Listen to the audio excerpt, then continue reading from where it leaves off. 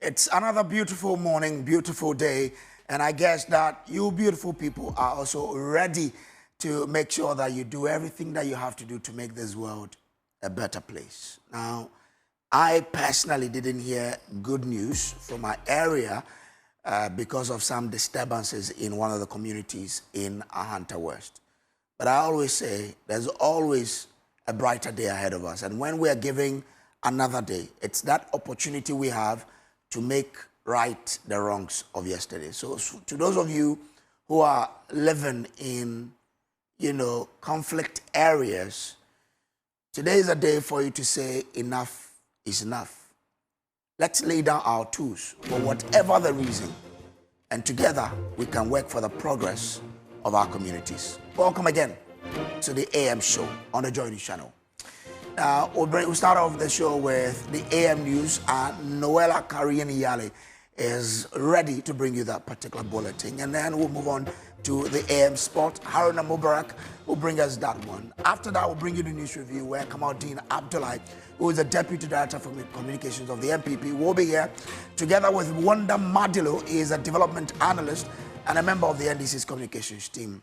Nanaya Sapon is with the Movement for Change, and Dr. Joshua Zato is a political scientist and a policy analyst. They will be here to analyze what's happening in the papers. Remember that one of the issues that is coming up is that President John Mahama is said to meet Chief Justice and Auditor General and other stakeholders on recurring mismanagement of public funds in the Auditor General's report and how to fast-track prosecutions of those implicated. That will be a very important meeting for us to all keep our eyes on that form. Now, Chairman Wontumi is still in the police grip for a second night on failure to satisfy the 25 million Ghana cedi bail condition following criminal charges preferred against him for mining breaches.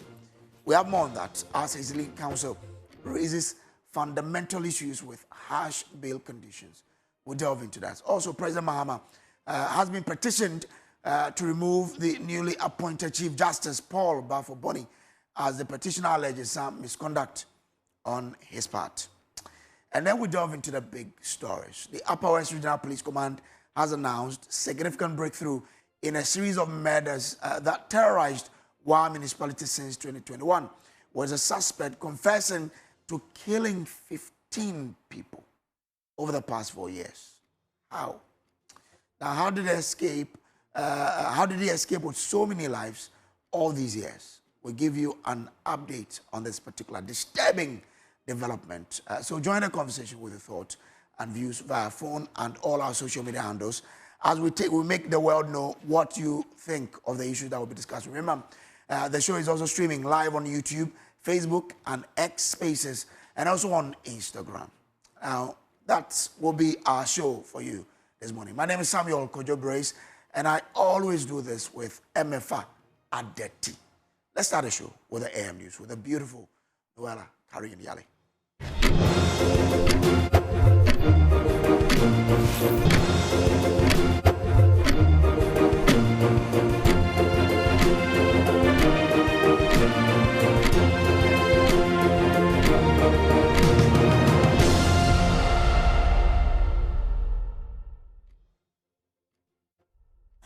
You're welcome back, and we begin with the AM news with me, Noella Kariani-Yale. Let's begin with our top story. And 2 suspects have been arrested in connection with the killing of a night security guard, with 1 suspect reportedly confessing to 15 murders. The alleged killings include 3 in Bole and Banda in the Savannah region. According to Upper West Regional Police Commander ACP Francis Yiribare, the Wa municipality recorded 16 suspected murders between 2021 and 2025. The prime suspect, Sharif Abdullahi, an ex-convict, previously jailed for unlawful entry and theft in Bole, allegedly killed 5 of his victims, including 3 mentally ill persons and 2 night watchmen. ACP Yiribare disclosed this at a press conference in Wa.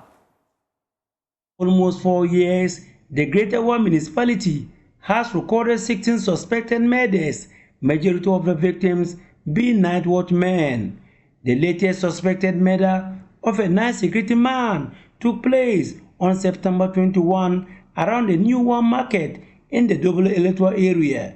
The victim is the 55-year-old Yaya Issa, who was murdered in cold blood, bringing shock waves and attracted swathe of residents to the area.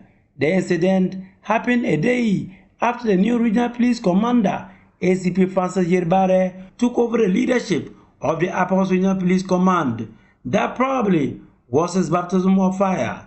He was, however, unperturbed about the albatross hanging on his neck, and he remained focused and with unwavering support from the Inspector General of the Ghana Police Service, Christine Tete Yohonu. Exactly 2 weeks after the incident, there was a breakthrough. After weeks of intense intelligence, we have successfully arrested 2 suspects. Sharif Abdullahi, aged 30 years, and Mahamada Lamin, also aged 25 years, who are believed to be linked to these incidents of murders all over the municipality. ACP Francis Yerbare laid bare what the crack police investigators have unraveled, leading to the arrest of the first suspect, 25-year-old painter Mahmoud Lamin, followed by the arrest of the prime suspect, 30-year-old cobbler Sharif Abdullahi. On the 6th of October 2025, the second suspect was also arrested at Adabia, a suburb of Wa. The suspect gave his name as Sharif Abdullahi, a cobbler. He attempted escaping from the arrest on a bicycle when he was chased and arrested. He is an ex-convict, and he also aged 30 years. And he has so many alliances. One is Sani, one is Mohammed, and one is Christos. A search on him right at the scene led to the retrieval of a Valiant phone, keypad mobile phone, and an X-based solar-powered portable radio. Both items were positively identified as properties of the deceased Mr. Issa Yahaya. The Upper Regional Police Commander revealed that the prime suspect, who is an ex-convict, jailed for 2 years for unlawful entry and stealing at Bole, also allegedly murdered 6 others at Bole, Bomboy, and Bandakonta, all in the Savannah region. In addition, the suspects later admitted during interrogation that he has killed 15 people in the Wa municipality since 2021. And that is prior to the recent killing of Issa Yahaya at Dobole. He further noted that he usually targets watchmen and mentally challenged persons. He confessed that he had killed 3 more mad men and 2 watchmen at Bole in the Savannah region, and a further 1 mad man in Banda and Kwanta, also in the Savannah region, and 1 mad woman in Bamboy, also in the Savannah region. Both suspects are in the custody of the police, assisting with investigations. Suspect Bambo Lamin was however put before the One Magistrate Court, where he was remanded into police custody and to appear on October 21, 2025. Reporting for the News, Rafiq Salam. Wa. And the German North DCE George Andane lamented the toll the clashes have taken on development. He revealed that over 250 security personnel were deployed to maintain order in the affected areas, with the assembly spending significant resources daily to provide logistical support. Funds that were originally intended for local development projects, he said, are now being diverted to sustain security operations. And the following report has more.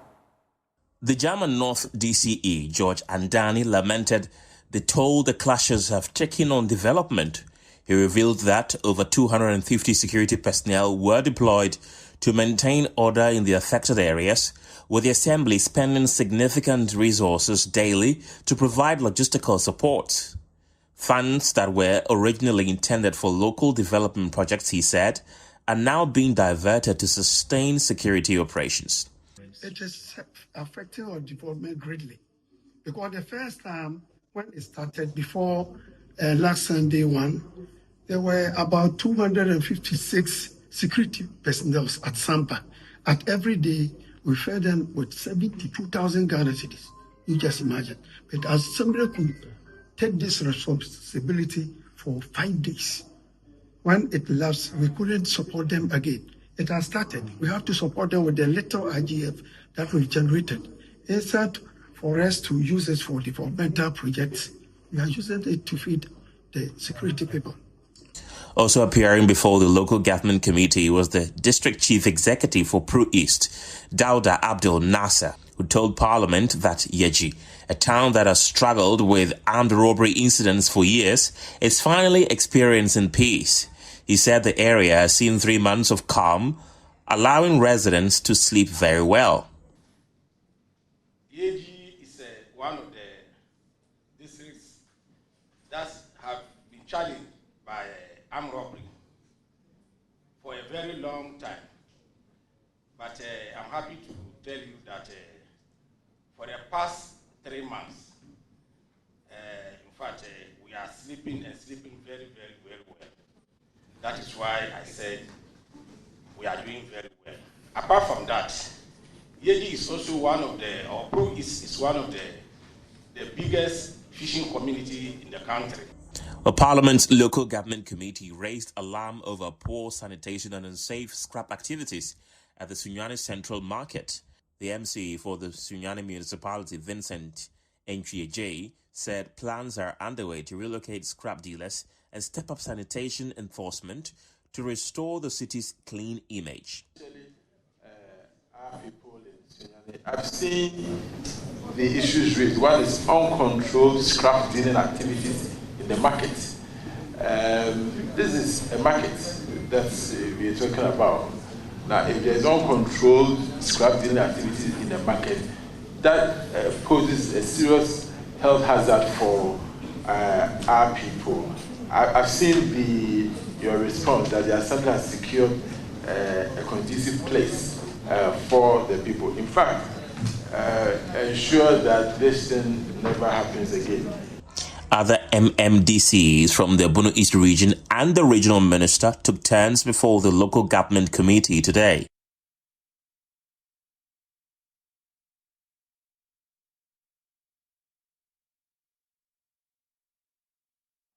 Now, President John Mahama is set to meet with the Chief Justice, the Attorney General, and other key stakeholders on Thursday to discuss what he describes as a final solution to the recurrent mismanagement of public funds every year in the Auditor General's report.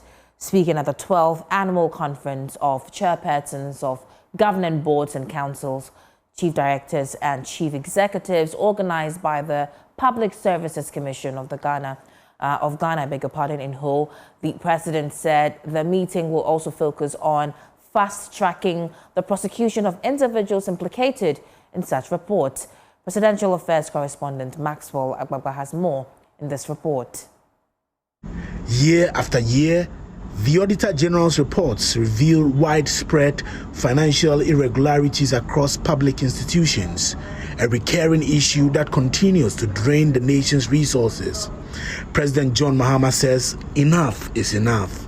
He's scheduled to meet with the Chief Justice, the Attorney General, and other key stakeholders on Thursday to find what he calls a final solution to the persistent mismanagement of public funds. Recently, I've been watching the Public Accounts Committee, and it's so pathetic.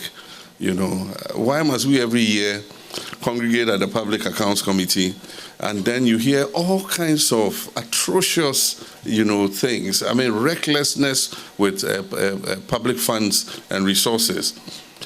And so I have a meeting on Thursday with the Chief Justice, the Attorney General, and others to find a final solution to this Auditor General's report, that persons who are found guilty of infractions or do not follow due procedure or lead to loss of public resources, we must have a fast-track process to Nsawam,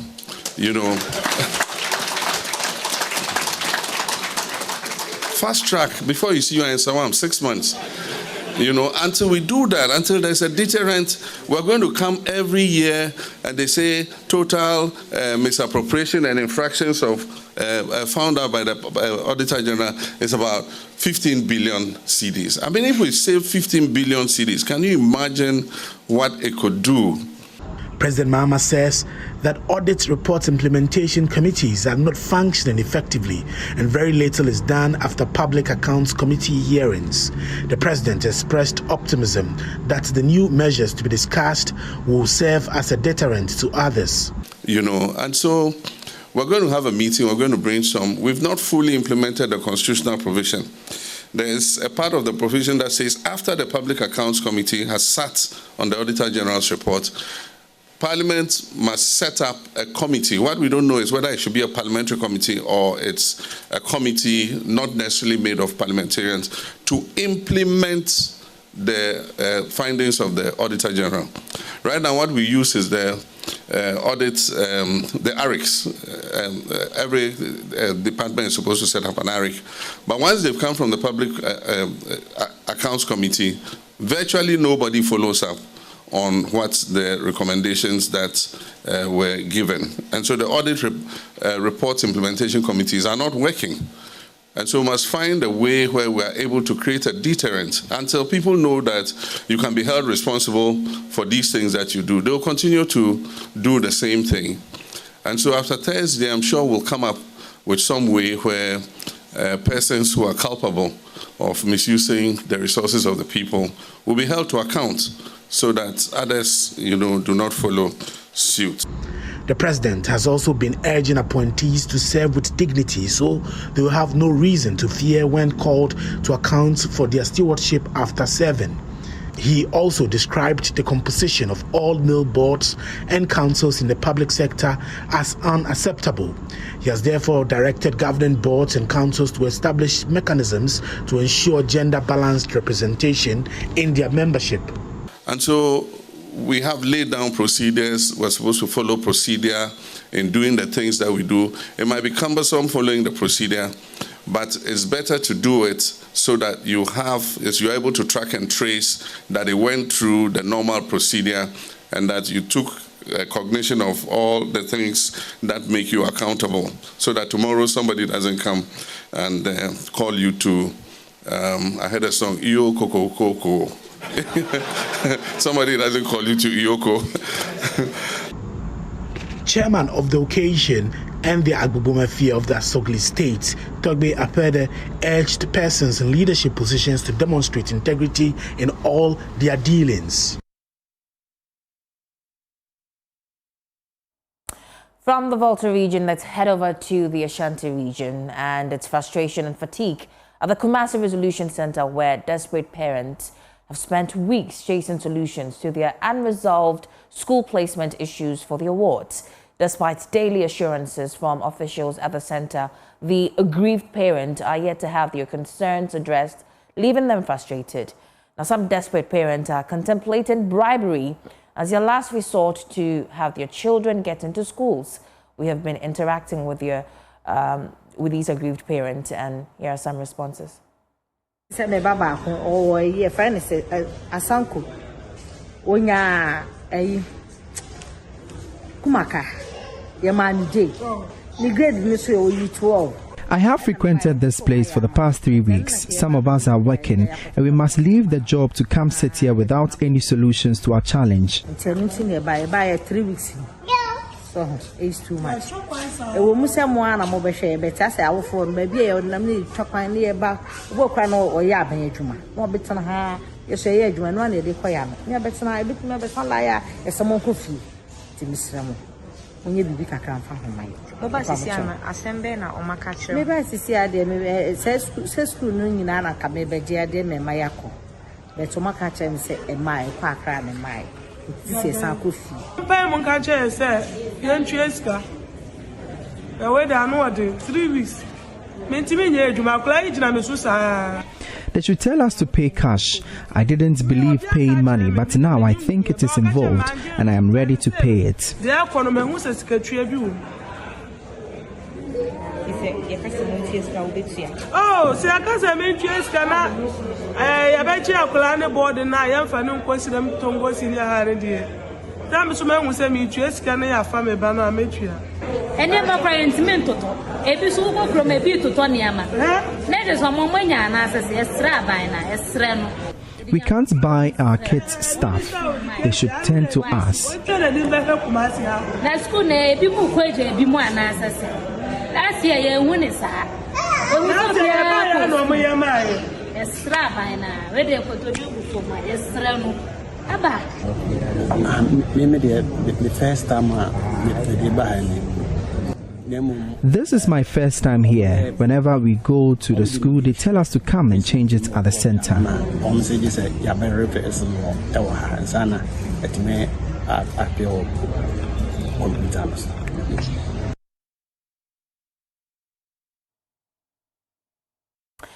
Now, Ghana's Environmental Protection Authority, EPA, is strengthening its call for public collaboration to protect the environment. At a client engagement session in Cape Coast to mark Customer Service Week 2025, EPA Chief Executive Professor Amabran Kluche urged individuals and organizations to take full advantage of the authority's services to ensure that their operations do not endanger the environment. Now, she cautioned persons or institutions who flout environmental regulations to take caution or face the full rigor of the law. Service Week 2025 is being celebrated under the global theme Mission Possible at the Central Regional Branch of the Environmental Protection Authority, EPA. The occasion was marked with a special client engagement session at the authority's Cape Coast office to acknowledge the dedication and efficiency of staff, while also appreciating the loyalty of clients who continue to patronize the services of the EPA. The first of its kind initiative in the region forms part of the EPA's broader efforts to enhance its stakeholder engagement while building greater public confidence in its operations. Professor Nanama Brown Kluche is the CEO of the authority. She underscored the significance of the session. This is the EPA's program we do every year to appreciate our clients. We appreciate our staff for the good work they are doing for the Mother Ghana. We also appreciate our clients because our work depends on their work as well.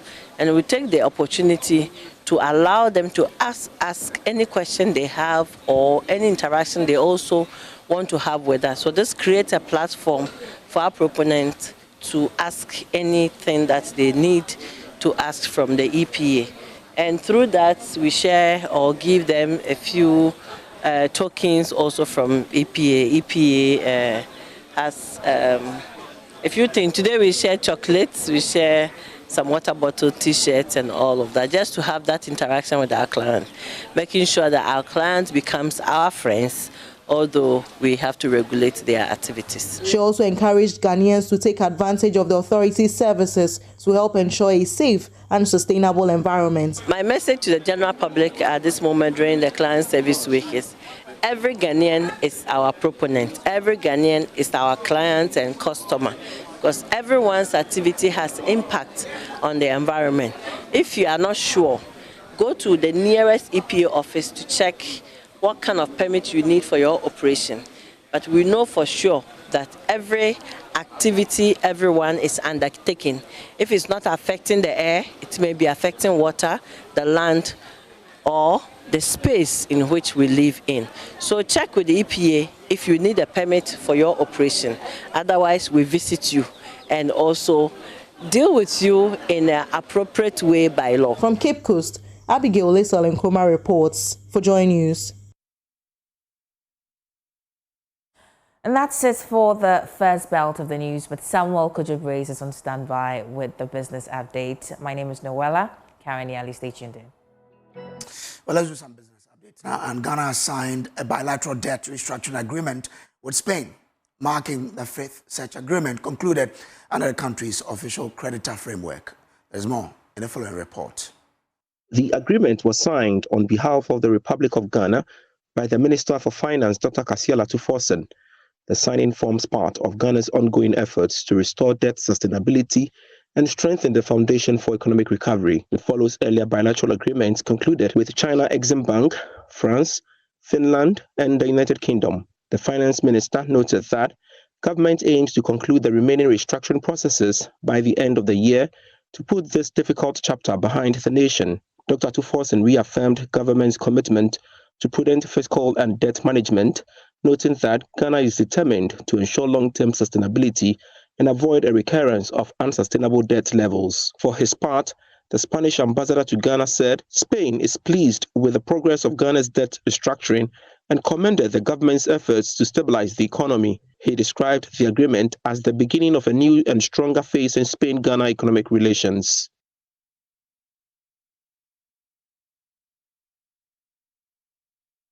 Now, economist Professor Patrick Esoming has stated that the positive growth trajectory of Ghana's economy, coupled with the World Bank's latest projection, is likely to attract increased investor confidence.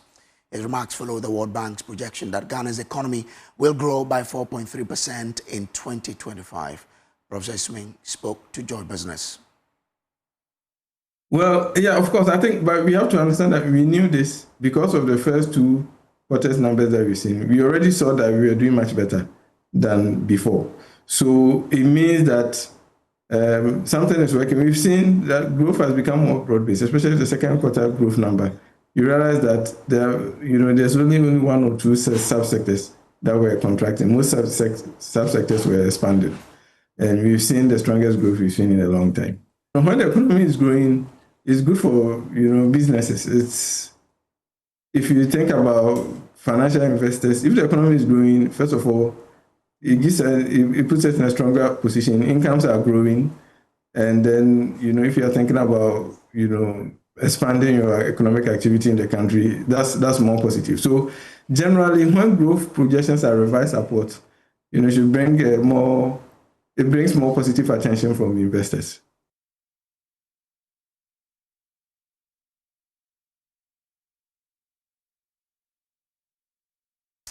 All right, and that's it for the business update. But we'll leave you with what's happening on the currency market and also on the commodities market. After that, we'll bring you AM Sports.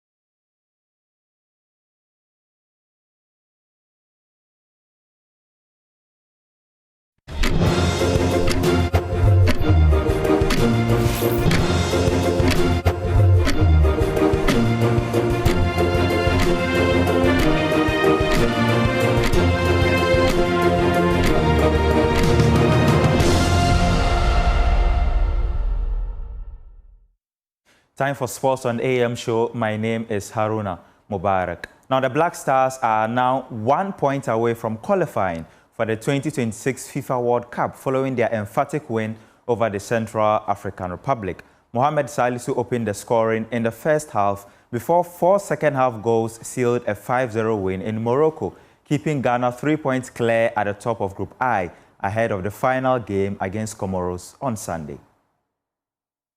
So Kudus looking for something adventurous. Back post. It's as easy as you like. He threatened a few minutes ago. This time he bangs it into the net. Salisu. He's so clinical with a touch on the ball, and I think that Semenya was in an offside position, but Partey certainly not in an offside position. And even the desperation from goalkeeper Dominic, too little to prevent Thomas Partey scoring for the 15th time. Corner to the back post, and out the underside of the crossbar. Chico suddenly finds the back of the net after having missed a few times today. But Chico on the scoreboard just as he was against Mali a month ago. Players didn't want to contest too much as far as the delivery is concerned. First touch, first goal of the match, 7 in the group, Ghana 4-0. Man trying to force his way through towards Jordan Ayew. Now there's a bit of space, maybe to return the ball to Jordan Ayew, but he doesn't have to, because finally Sulemana, in his 23rd appearance for his country, scores an international goal. I'm happy for him. Is that a commentator's curse? I think his teammates are delighted for him, watching the assistant referee, but look at the reaction. Sulemana finally gets it. Now, Jordan Ayew, he played a crucial role in Ghana's victory yesterday. He scored once, and of course, he provided 2 assists as well. He now has 7 goals and provided 7 assists in the World Cup qualifying series. The 34-year-old admits there was pressure, but says the players were prepared to deliver. Obviously, there's pressure. There's a lot going through my mind. The words I'm going to use to talk to the boys, and all those things. But obviously, I'm a very calm person as well. So this type of moments, I use it to reflect on everything and what I can use to trigger the boys to give them that energy, that extra push, that help to be committed to the cause. So I'm happy we've done it. This is exactly what I wanted. To be fair, I didn't expect 5 goals, but I just wanted us to win. But we thank God. I'm happy with the boys. I want to thank them for their commitment, their support since day one. That I've been appointed the captain. They've always been behind me. They've always been supporting me, and there've not been any issue or anything like that. They've really been good to me and being on the same direction. And obviously, like I always say, there's no limit as a captain. We are 23 captains, so we are here to help ourselves and make sure that everyone is at his best and to perform. When we played in Kumasi, we won 4-3. It was a really tight game, and obviously they missed out on the captain and the 1 or 2 important players for them that gave us that extra motivation to kill the game and to make sure that we win the game, But at the end of the day, the boys, who I think today, with the motivation and determination that we had, whoever was on the pitch would have lost the game, because honestly, today from the first minute we were at it.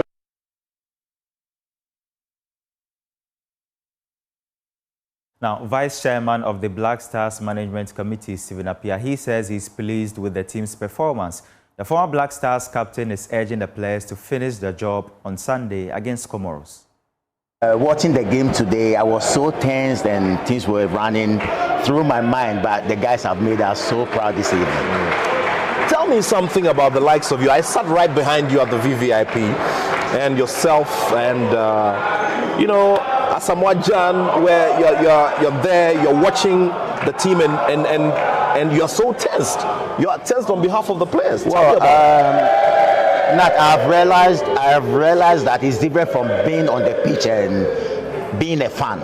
I mean, even though I'm the vice chairman of the management committee, I see myself as a fan today, because working at the same time, you are expecting results.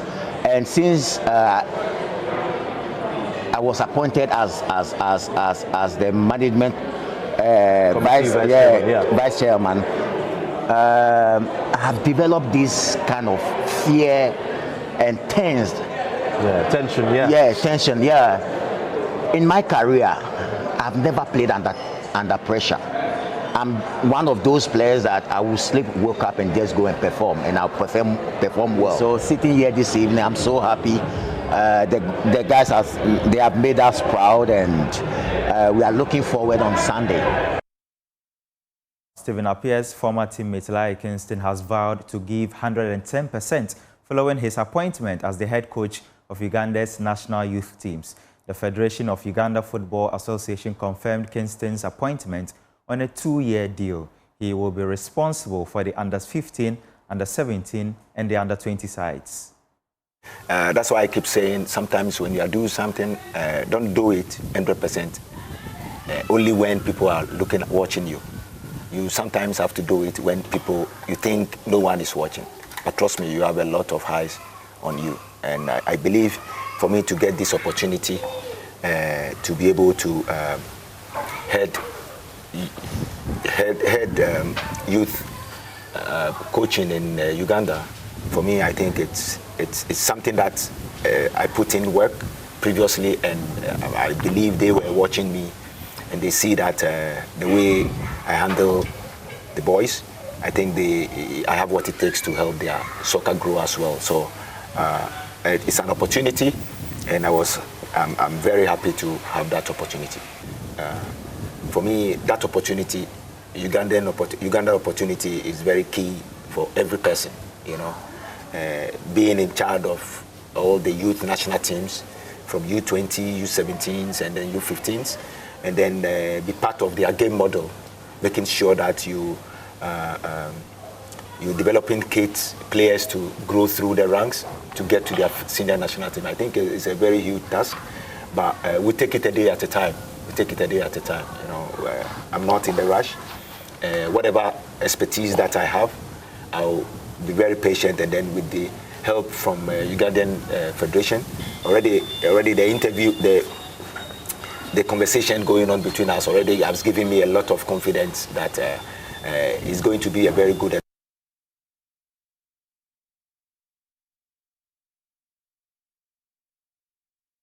Asante Kotoko continue their fine form in the Ghana Premier League with a 2-0 win over reigning champions BBN Gold Stars.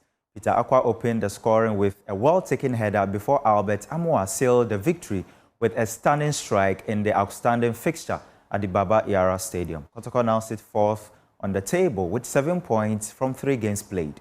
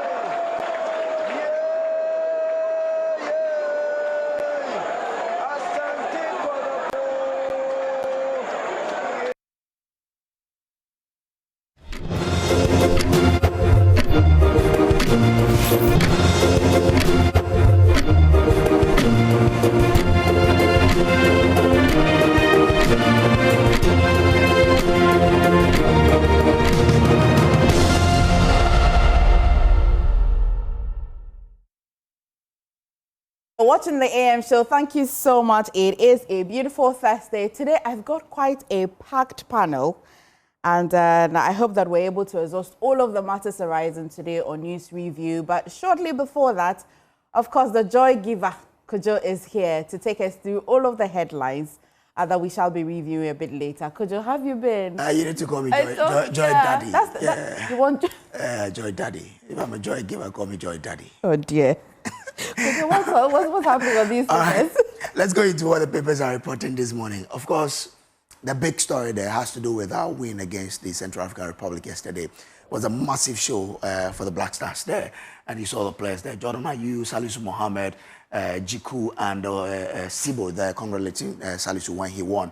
Then there is also, the story has to do with Black Stars edging closer to World Cup dreams. So those of you who are dreaming of being in the US and Canada and Mexico through World Cup, well, your dream is fun, right? Yeah, exactly. And then Afeo Makin is talking. He says, remove politics from Galamsey fight.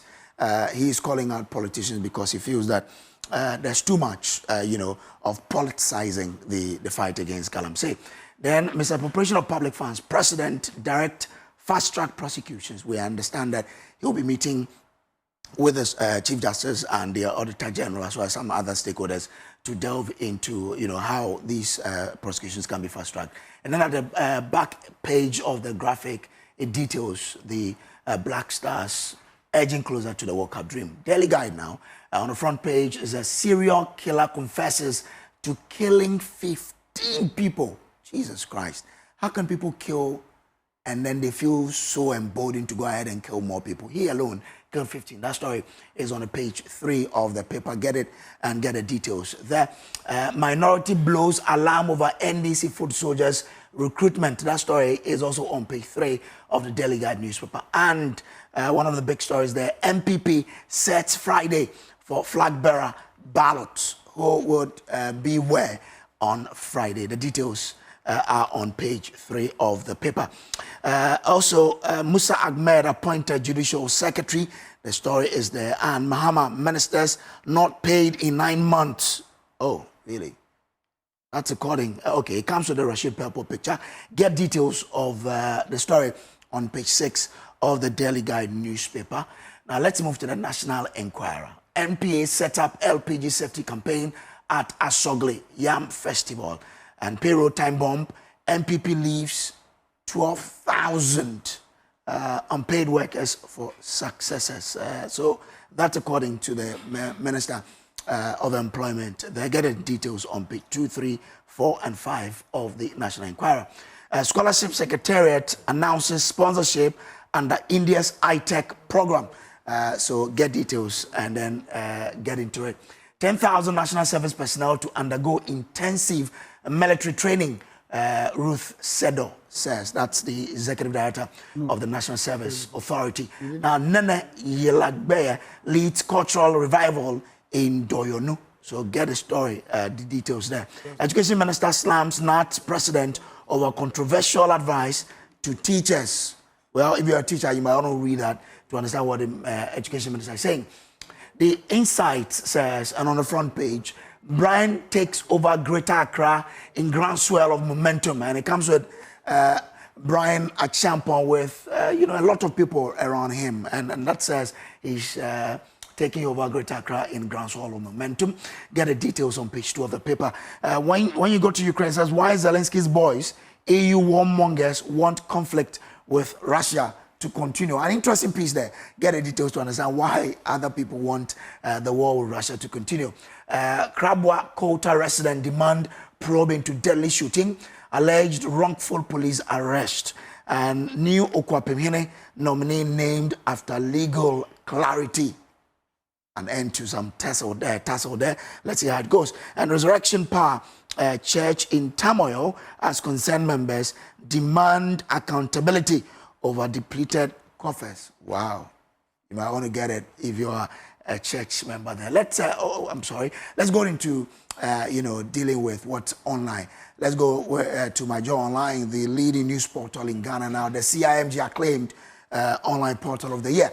Now, when you go there, the big story is we are already there. Kofi Adams says Black Stars have sealed World Cup qualification, of course. We'll do it on Sunday, grand style. Let's meet at the venue and see what we can do. Now, Parliament to resume sitting on October 21. So earlier, the Speaker communicated that they have to postpone this indefinitely. But now there's a communication out there about when Parliament will resume, and it's October 21.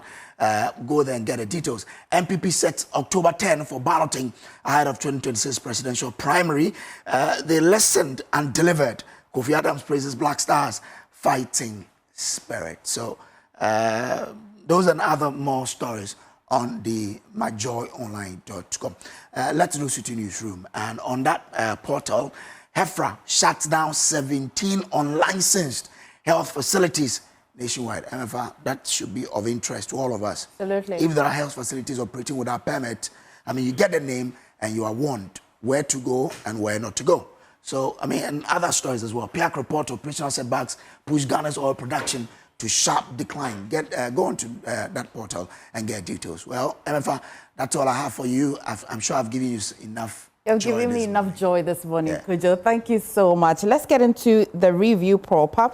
And this morning we're joined by Kamaldeen Abdullahi. He's Deputy Director for Communications, NPP. And as well, Wanda Madilo, Development Analyst and member of the NDC Communications team. We've got Nanaya Osapon, Movements for Change. And as well, Dr. Joshua Zato, Political Scientist and Policy Analyst. A lot of matters arising this morning. Surely you know by now that Wontumi is still in custody, not exactly because he has been unable to meet the bail conditions, but because the nuances to meeting that bail condition is quite excruciating, says his lawyer. So we'll get into it as to whether bail conditions are beginning to look like some sort of a punishment or not. We'll try and understand.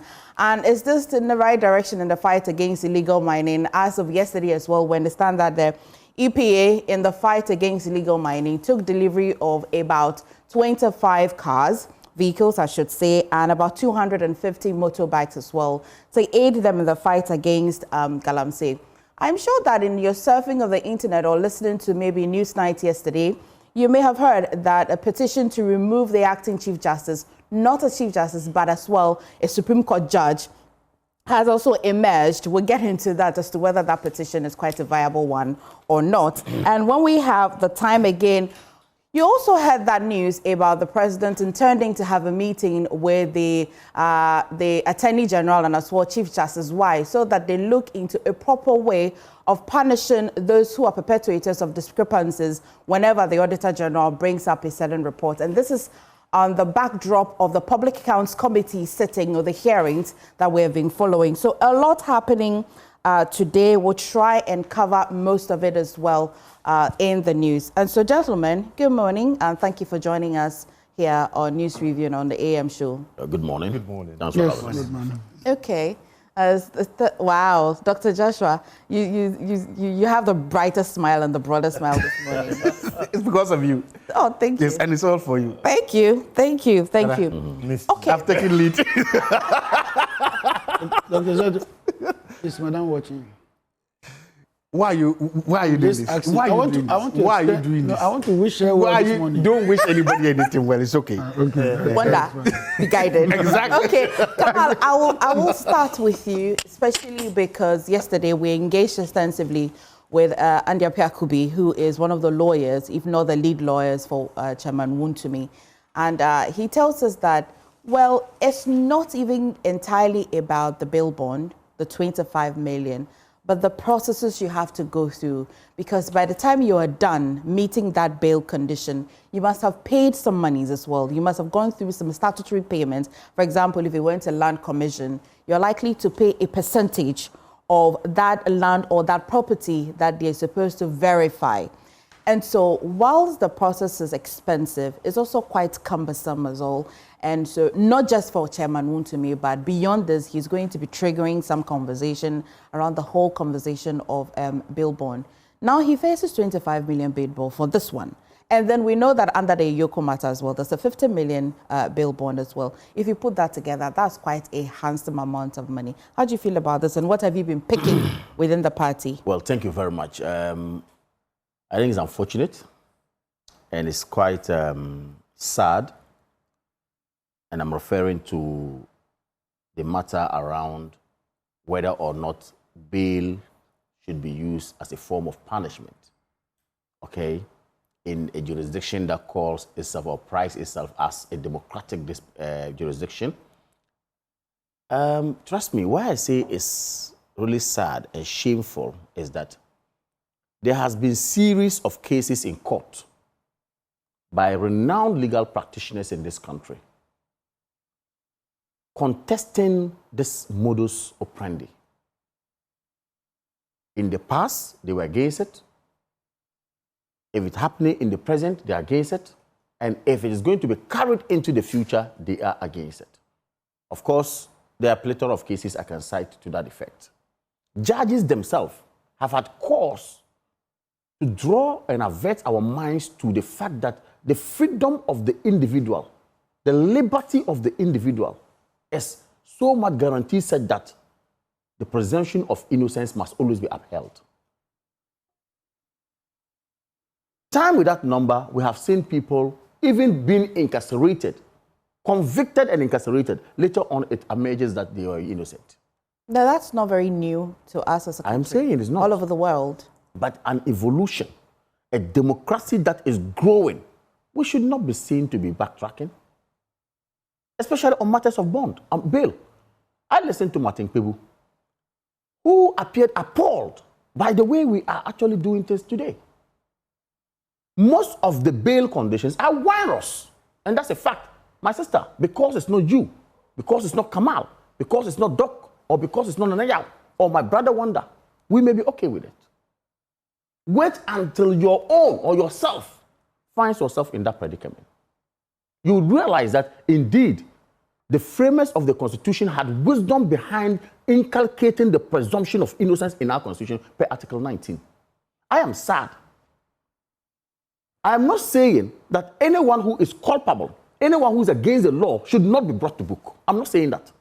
However, it is good not to indicate to the public that there's some likelihood of bias, some selective application of laws or justice system in the air. In this when we do this, in this look, particular case, yes, are you able to cite to me what it looks like, what bias looks like? That's why I chose my words very well. I said likelihood of bias. Bias is never direct. Even in court, when you're accusing a judge of bias, you say likelihood of bias. Why? Because you cannot pinpoint this. It is as a result of what? The way the approach goes that you can say, this has some mischief in it. Many times they are glaring. You cannot just say, because of XYZ, the law says this. However, when the way it goes, look, let me tell you, Dr. Ken Ashigbe, when they met the President of the Republic of Ghana, made profound statements. And what did Dr. Ken Ashigbe say? He said, we are in this country, we heard you referring your own, in this case, the national organizer of the NDC, referring also a national vice chairperson of the NDC to Iyoko, what has happened to the matter is gone quiet. He asked this. I would have thought that if you would not like people to cite some of this likelihood of bias that we're talking about and selective application that we're talking about, then whatever you brought forward must be actually followed to its logical conclusion so that we all know that you are genuinely fighting what is a cause that we are all fighting against. Okay. Otherwise, there will be that political vindictiveness, if you like, talks in the air that because he belongs to this side, you are able to say you want to bite. Because that belongs to that side, you are not able to bite. Okay. And when we do this, then of course it continues. And finally, I will say this. NPP has not been in government forever. NDC will not be in government forever. And NDC was not in government forever. And to what end is this going to take us? To what end? Let me go to Wanda. So Kamal has raised some issues which I don't think is just very exclusive to the NPP. I think in the public as well. For example, yesterday, Suleiman Abrahima drew our attention to the fact that, well, of course, the fight against illegal mining, we can see. But for them at the Fourth Estate, they had drawn the public's attention, or the government's attention, to the fact that in Pristi-Ahuni Valley, there were members of the NDC, which they had very reliable information that were also engaged in illegal mining. They have not seen anything done about that. And so if Kamaldeen thinks that, well, why, if it is good for this other party, why can't it be good for your party members as well? You know, when we try to have a discourse around Galamsey, and the intro has to do with, this one is MPP and that one is NDC, for me, I think it's worrying. It's worrying because I don't know if those who engage in Galamsey tag themselves NDC, MPP when they do what they do. What we do know is that our environment has been touched. What we do know is that livelihoods are at risk. What we do know is that our water is getting polluted. What we do know is that our forest cover is depleting very fast. And then the devastating effect of now having stillbirths, children with deformities at birth and all that.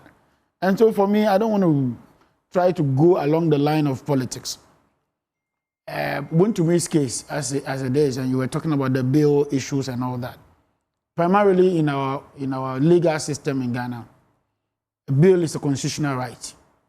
You have to be granted. But the conditions of the bill is a discretionary power of the judge. And even before now, we even had cases that were non-bailable offenses, like the narcotics cases, like the murder cases, were non-bailable offenses until Martin Kpebu went to court. Martin Kpebu versus the Attorney General, I think in 2015 thereabout or something. I don't remember the year. Then the court ruled that, you know, some of those offenses were no longer non-bailable. So talking about the terms, if you listen very carefully to the Attorney General, when they asked for bail, the Attorney General did not resist that. He did not oppose that application for bail.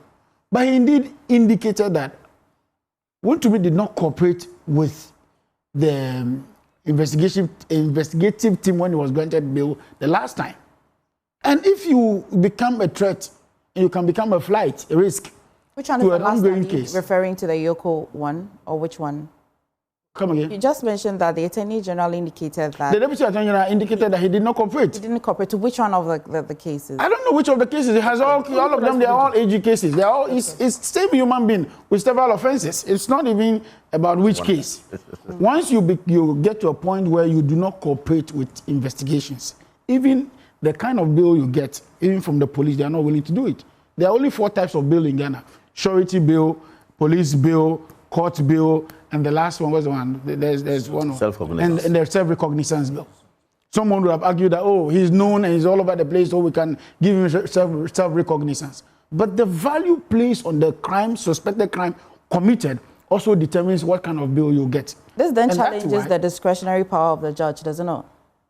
It does not challenge we say that the crimes that you're being charged against, the value of that, you look at that to want to grant you a bail bond, right? And then in another breath, we also say that the judge has that discretionary power to also grant. Exactly. Where do we draw the balance there? So the discretionary power is that, for instance, you are engaged in a fraudulent case of, let's say, about 200 million.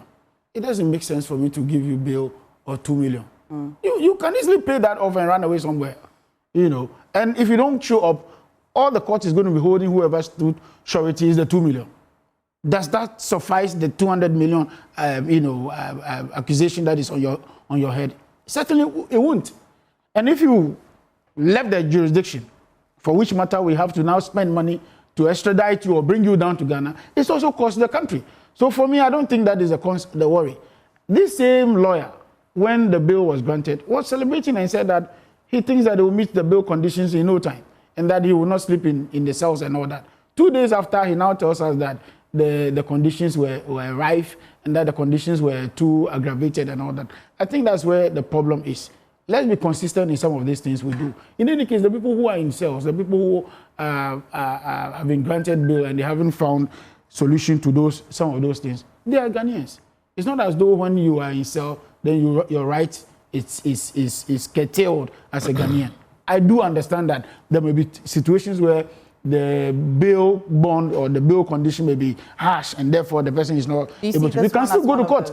Do you know that you can still go back to court? But do you see this as one of those that looks harsh at all? I don't think it looks harsh. I don't think it's harsh. I really don't think it's harsh. The only problem when it becomes harsh. It's not the value. You see, people are worried about the value that the judge is placed on the case. It's normally not the value. It is when they say surety to be justified. That's where the problem is. So I'm willing to bail you. Yes, I am willing to bail you. They say that I can stand surety for you, but it has to be justified. That means my property may have to go to Lands Commission. First of all, they have to certify that that property belongs to me. Then they have to get a valuer to value that property within, some period. They say that that process, it costs them a certain amount of money. How much money? Well, please. A percentage. I may get the exact percentage. It's not true. But there's a percentage of the property, the value of the property. I know, it's not the percentage of the property. There's a flat value they pay when it's a court one. This one, you're not doing valuation for sale. This is a valuation for a court and then for the Lands Commission. I'll check that because I know that it is a percentage of. I know that there's payment. I know that you can pay, but it's not the value. The argument is that I'm not guilty yet. But is this the first time we're seeing people granted bail? But the fact that we've been doing it constantly does not mean that we can't question the process. No, but to say that it's excessive and therefore the judge may have erred, there's a place to have redress to that matter. You can go back to the High Court and go and apply for whatever, habeas or something, if your right has been violated, or you think that you were given bail conditions that were harsh and all that. This same Wontumi case, I thought they tried that in the first one when Iyoko picked them. They did that, and the court lowered the terms and all that. So for me, I think that we are over. When I go around the table and I come back to you, right? Yeah. We'll stay on the fact that you mentioned that. Fighting Galamsey shouldn't be political color. Yeah, it should not. But one of the biggest questions on everybody's table that we've been asking is the political will. Yeah. The political will. Sure. That cannot be discussed without the imputation of political colors. So, for example, this Pristia Huni Valley that I have just cited, what we can do is take away the party that they belong to and then discuss the names of the people in them. You'd realize that it would be Kenashigbe that would ask the Attorney General about the members the people that belong to the NDC, who had been suggested to be engaged in illegal money, who are under investigation. If you talk about perception, which Kamal is drawing our attention to, says that, do you have the political will to fight it equally, though the crimes may not be equal? Just yesterday, I made a point that sometimes people, even if my own party people are involved, people think that power is not transient, but power is transient. NDC won't be in power forever. Some way, somehow, there will be an opportunity for some other party to come someday. Maybe. And now, to also think that when Wontumi was doing some of these things, I'm sure in his mind, they were going to be there forever. Time has caught up with him. So there's nobody involved in Galamsey that I believe would go scot-free. If not today, at least tomorrow. You will certainly be paid for the price. That's what I'm saying. Now, I follow the conversation so far. Yes. Thank you, and good morning to my colleagues. It's an interesting discussion that has come up, and for one thing we should understand is that bail conditions in Ghana are based on some procedures. The lawyer for Wontumi, who is an uncle of Apia Kubi, understands that. And you would understand that the bail conditions or the issues that surround bails could be gotten from the Criminal Procedures Code, 1960 Act 30. And there are some other acts and legal basis for that agencies and courts based on. For what we should understand is that there are also other elements that courts and security agencies look up to when they want to give a bail condition. One, the history of the person. All right? Who is the person we are talking about? If the person is a known criminal, you do not expect the bail condition of such a person should be same as Kamal Dean or Zato. No. If the person is a known criminal, you don't expect the condition to be same as Wanda.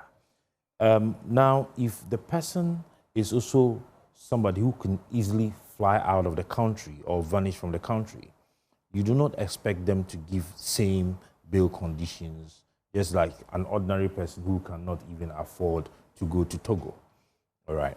Now, if you also, they also take into consideration the circumstances of the case and the weight and the impact of the case on society.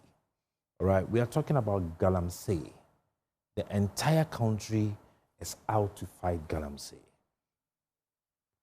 And we have agreed that we need to deal with the kingpins of Galamsey. Now, from 2017, or was it, 2017, I think that the name of Wontumi and his Akonta mining has been on the list of Galamsey and on the lips of Ghanaians for a very long time. And we have all been saying it. And so you do not expect bail conditions of Wontumi and persons around Akonta mining to be same as bail conditions for Nane Sapon, who sits here, when I am also accused. So we should know that there are elements that they consider when they are issuing some of these bail conditionalities. And Lawyer Pierre Kubi understands the procedures, and he understands that you just don't take documents of a property and go to the police or the court and just present to the registrar. No. There are some of the bail conditions that the court would even insist that they should be in the name of the accused. I think while he understands it, what we should be dealing with is we should be proposing the review of the way and manner, the procedures that surrounds these bail conditions. And so that we would have probably a one-stop shop at the court, that when you have taken a document, all right, a property document to the court, the registrar's office, he can easily hand it over to Kamaldeen, who is responsible, and at a click of a button, they are able to do the valuation, they are able to do the authentication of the documents, they are able to locate the property, because they are even supposed to go for property inspection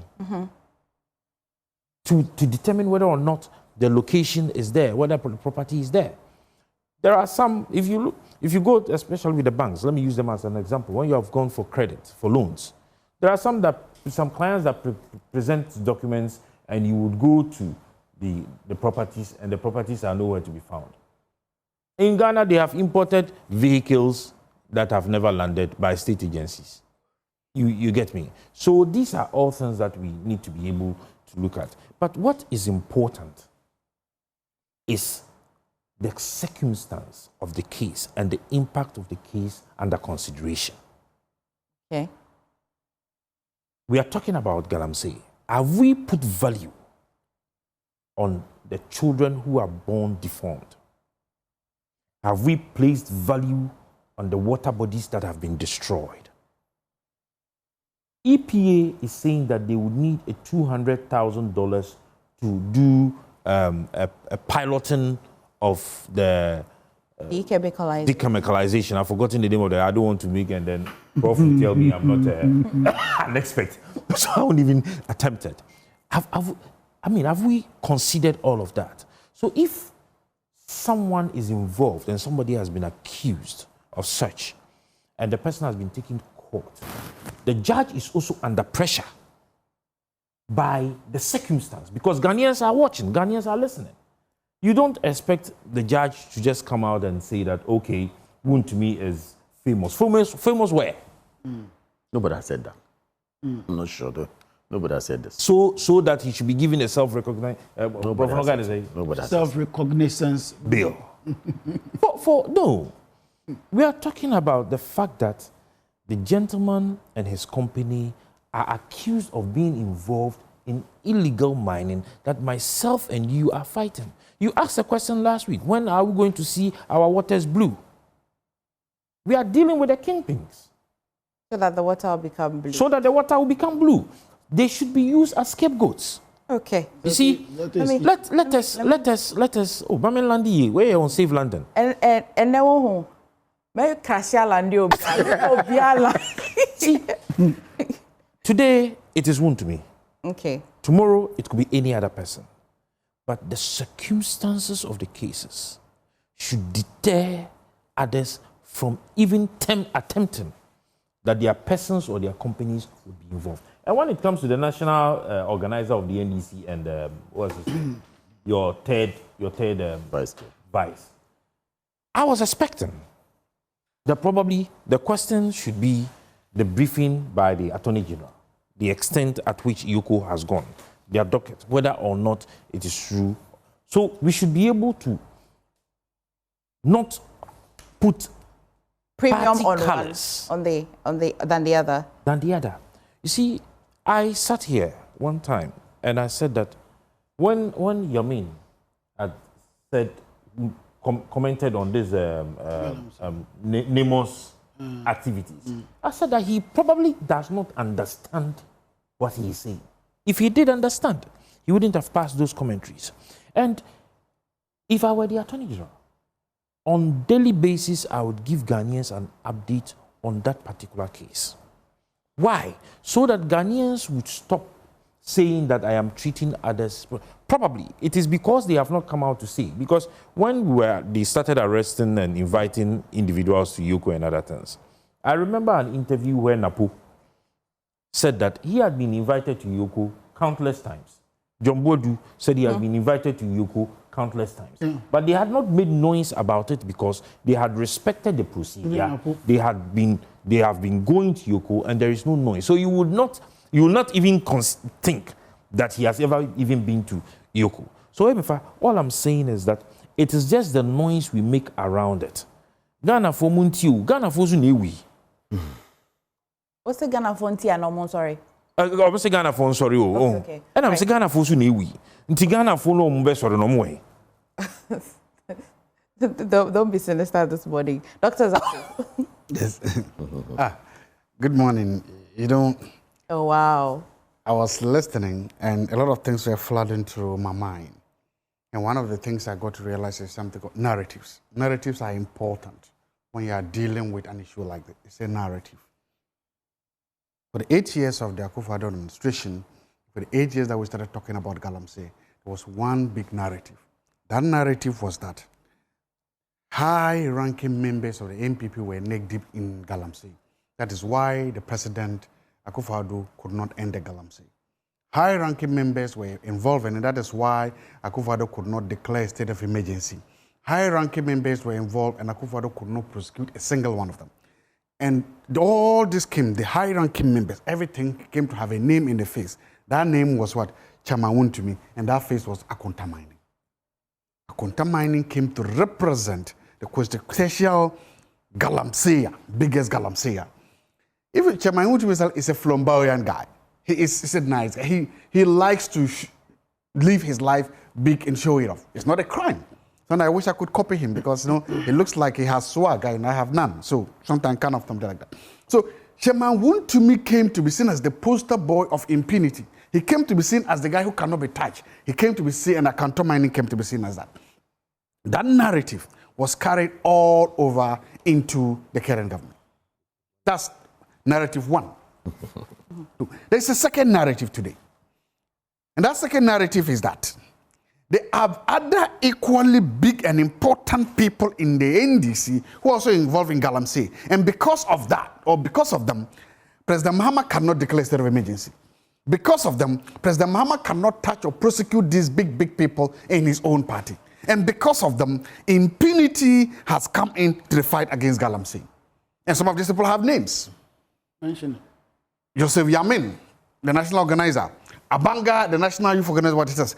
And there's actually a report that shows about a sitting member of parliament who has got concessions, who donated 200 pickups or so many pickups to the NDC for the campaign, and who was given an award by the president for the campaign. Who is that? Now, the narrative, now, if you see that narrative again, if you see that narrative there, that these people have also then become, in fact, these people have simply replaced the concession. Wontumi. These people have simply replaced that narrative. So you can do what I call an apple-to-apple comparison, or an apple-to-apple narratives. And the central thesis of that narrative is that we are not winning the Galamsey war because both political parties are benefited directly from it, and that big men and big women in both political parties are involved. And so the leaders, the presidents in this case, both Nana Addo Dankwa Akufo-Addo and the current president have become unable or unwilling to fight it because of the big men in the narrative. If you understand this, then you will see why we cannot see or we are not seeing anything like progress in the fight against Galamsey. If you understand the narrative, you can then tell you why the waters are not turning blue. If you understand this narrative, you can then understand why the CEOs are telling the president, the current president, what is your winning formula? What will success look like to you? If you say you are winning the Galamsey, what are your parameters? What should we see and say that you are winning the war? They say the NIMUS. No, yesterday, again, NIMUS yes, it's arrested true. a little over 100 people. No, the CEOs are not taking that. The CEOs didn't take that because they are saying that, look, NIMUS is the same as we saw. Is it not using the security agencies? We've seen that before. It's like same old, same. We've seen soldiers, we've seen police, burning of excavators, we've seen that. Arresting people, everything that is happening now has happened before. So the question now said, okay, what should we see and then say that we are beginning to win? We've not seen that. Let's answer that question. What should we see? Exactly. Now, I think that if the waters begin to turn blue, then we are winning. If fish begin to roam around the waters, we are winning. If we can take that water, if the Ghana Water Company comes out and tells us that, okay, today we are spending 1 million cedis to treat water, but tomorrow we are spending 500,000 cedis to treat water, then we are winning. None of this is happening. There are two ways. So the illegal mining is destroying the environment, both the water bodies, the land. Yes. If we win the fight against the destruction of the water bodies, this does not mean that illegal mining will stop. What I'm saying is that the Galamsey should stop and then we'll have good water. The good water becomes one of the big benchmarks of determining whether we are winning the Galamsey war. That's how I can make it. But there's something about that. I remember after 2000 when Kufuor came inside, and there were some high-profile prosecutions in the country, some of them in the quality grain case and other cases. One way that became common, okay, by that time I had just started my undergraduate education, was self-recognized bills or self-recognized. A lot of the big men who were being prosecuted them were mostly given what's called self-recognized or whatever bill. The idea is what? What? Was recognizance bill. Dr. Zato, Dr. Zato is struggling to mention that. Good. It's a mouthful, though. It's mischief, that's all. No, he's doing too much. All right. They were giving... You see that I didn't intervene with please. self-recognized bills. They got these things because the idea was that when you get these were made men, these were men in society, these were men with deep roots within this economy, and that we can trust them. Yeah. But increasingly, this concept of self-recognized has been replaced. It's been eroded increasingly. And what we've now become, and finally, I will not say it is limited to the NDC, no. I'm sure there were certain snippets of it, certain aspects of it within the NPP government. But it is now blossomed to an extent that bail, we are now seeing what you can refer to, and I've said this, the weaponization of the bail system to punish political opponents. How? Good. That's exactly what is happening. Since the government has been power for the past 8 months, how many people have been denied? Or have we had cause for the media and everybody to say that these bail conditions are outrageous? If you count all of them, one, they are all visible members of the NPP. You can just take the two. You can take Chairman, you can take Abronye, you can take Wontumi, you can take Paul Adom Ochery, you can list them. It just so happens that all these people are one NPP members. Two, it just so happens that all these people, the bail system was abused and used against them and weaponized against them. I remember Oyome. No, that's what I said. No, I made a point. That's why if you followed, I said that it had happened. It's been a trend. There's a trend happening. But that right now, we are seeing it at a crescendo level. It is like now, the weaponization is now on steroids. Punishing people on using bail is now seem to be on steroids. It just so happens that all those people that happens to be members of one political party. So far, we've not seen anybody who is a recognized or seen or high member of the NDC suffer a similar fate. And he mentioned that point, and that was what they asked the president. Look at what Wontumi is going through.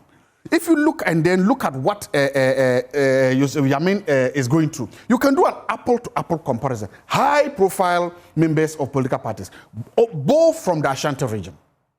In the case of Joseph Yamin, what the security agencies are telling us that it is possible to do an investigation without subjecting people to the horrors of the bail system. That's what they're telling us. The submission changed slightly, knowing that Chairman Wontumi's case started some time ago. I agree. And so the investigation had proceeded a little further into this government. I agree. The point I'm making is that we have the security agencies are telling us a story that look, it is possible to do an investigation of a high-profile political person in a humane manner, in a manner that doesn't seem to be excessive, in a manner that doesn't make lawyers and people sit on air and say, Abba, as for this one, they forget. They are telling that let's matter the kind of charges that are being preferred against. Again, whatever the charges are, especially in this case, is Galamsey, is the destruction of the forest. So that's what I'm saying, an apple to apple. Both men highly politically exposed, both men from the Ashanti region, both men in Galamsey. That the mining law. In Galamsey. And then, so if you look at that, I'm just saying that if you just look at that apple to apple comparison, then you will see that one person is being treated with a red carpet golden treatment. The other person is not.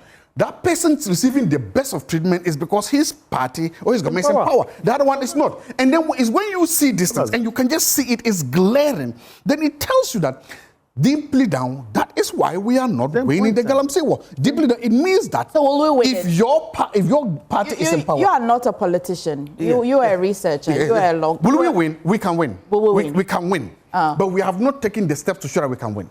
So far, both political parties, and now I would say the government in power, because the commander-in-chief is in power, has not demonstrated anything that shows that they are willing to do what is needed to win. What would you like to see? Thank you. What would you like to see? Thank you.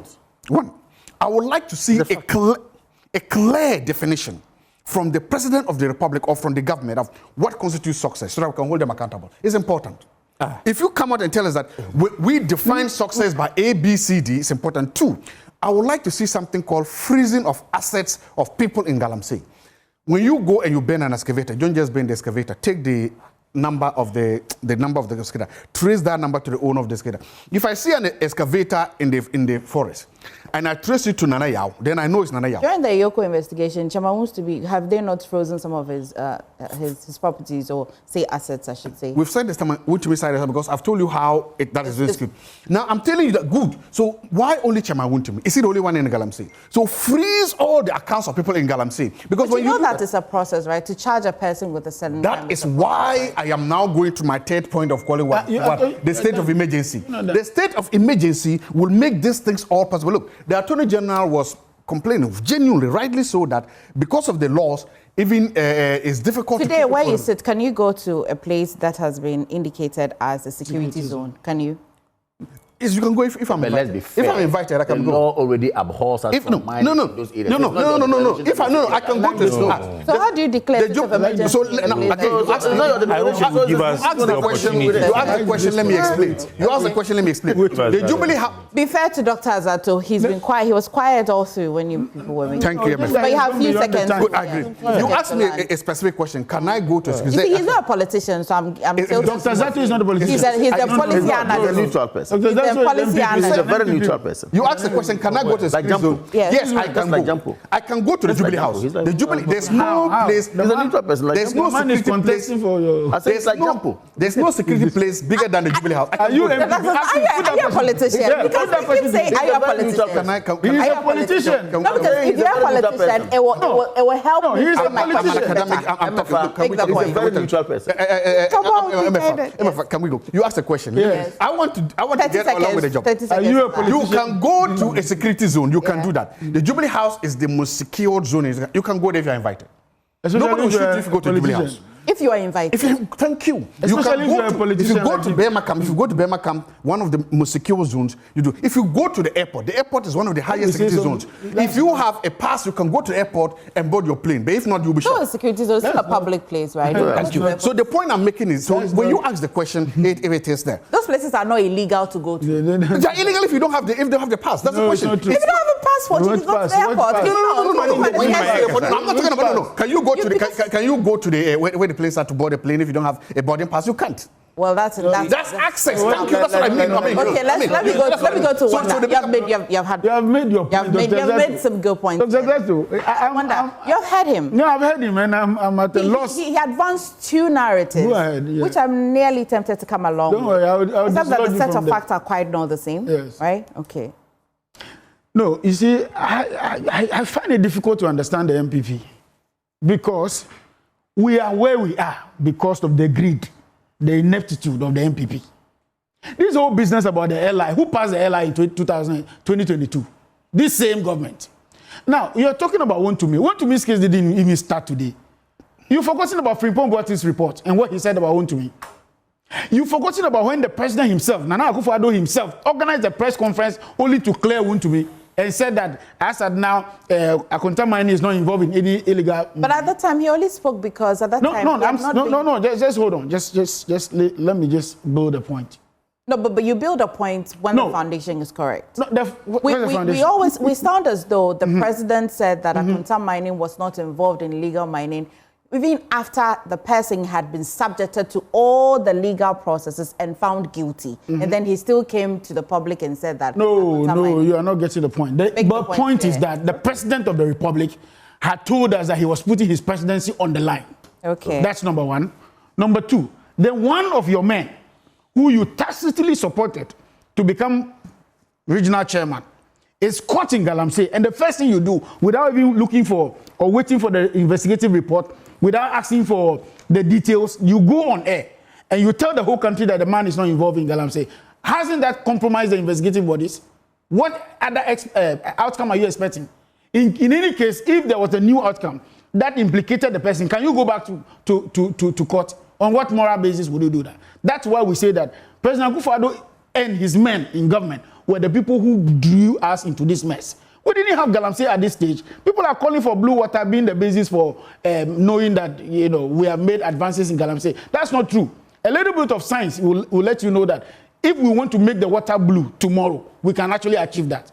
How? We can just buy aluminum sulfate, popularly called alum, pour it in the river, and then you have blue water. So it's not as though that is even the basis. The only thing we are saying is that it has to be natural. And it has to be natural because some of these Galamseyers and these illegal miners will have to be pinned down. We have to find a way of reclaiming the land. There are processes to be done. There are people who have been involved in Galamsey for all this while for livelihood because of what they will eat. There's a lot of unemployment, a lot of jobs to be created. And one of the ways to do it is that because it's an economic issue. And another thing that is triggering the Galamsey rise within this period, which people are losing sight of it, is that if you check the price of gold currently, it's in $4,000 plus per ounce. That is a good bait for which reason the businessmen, the people who are involved in Galamsey have become this arrogant, this proud, and this bold in even holding arms and trying to fight the security men and all that. And this thing started way back from 2022. This thing escalated. If the MPP had accepted that Galamsey was the reason for which we are where we are, I don't think we'll be having this discourse. But they kept denying it throughout their period.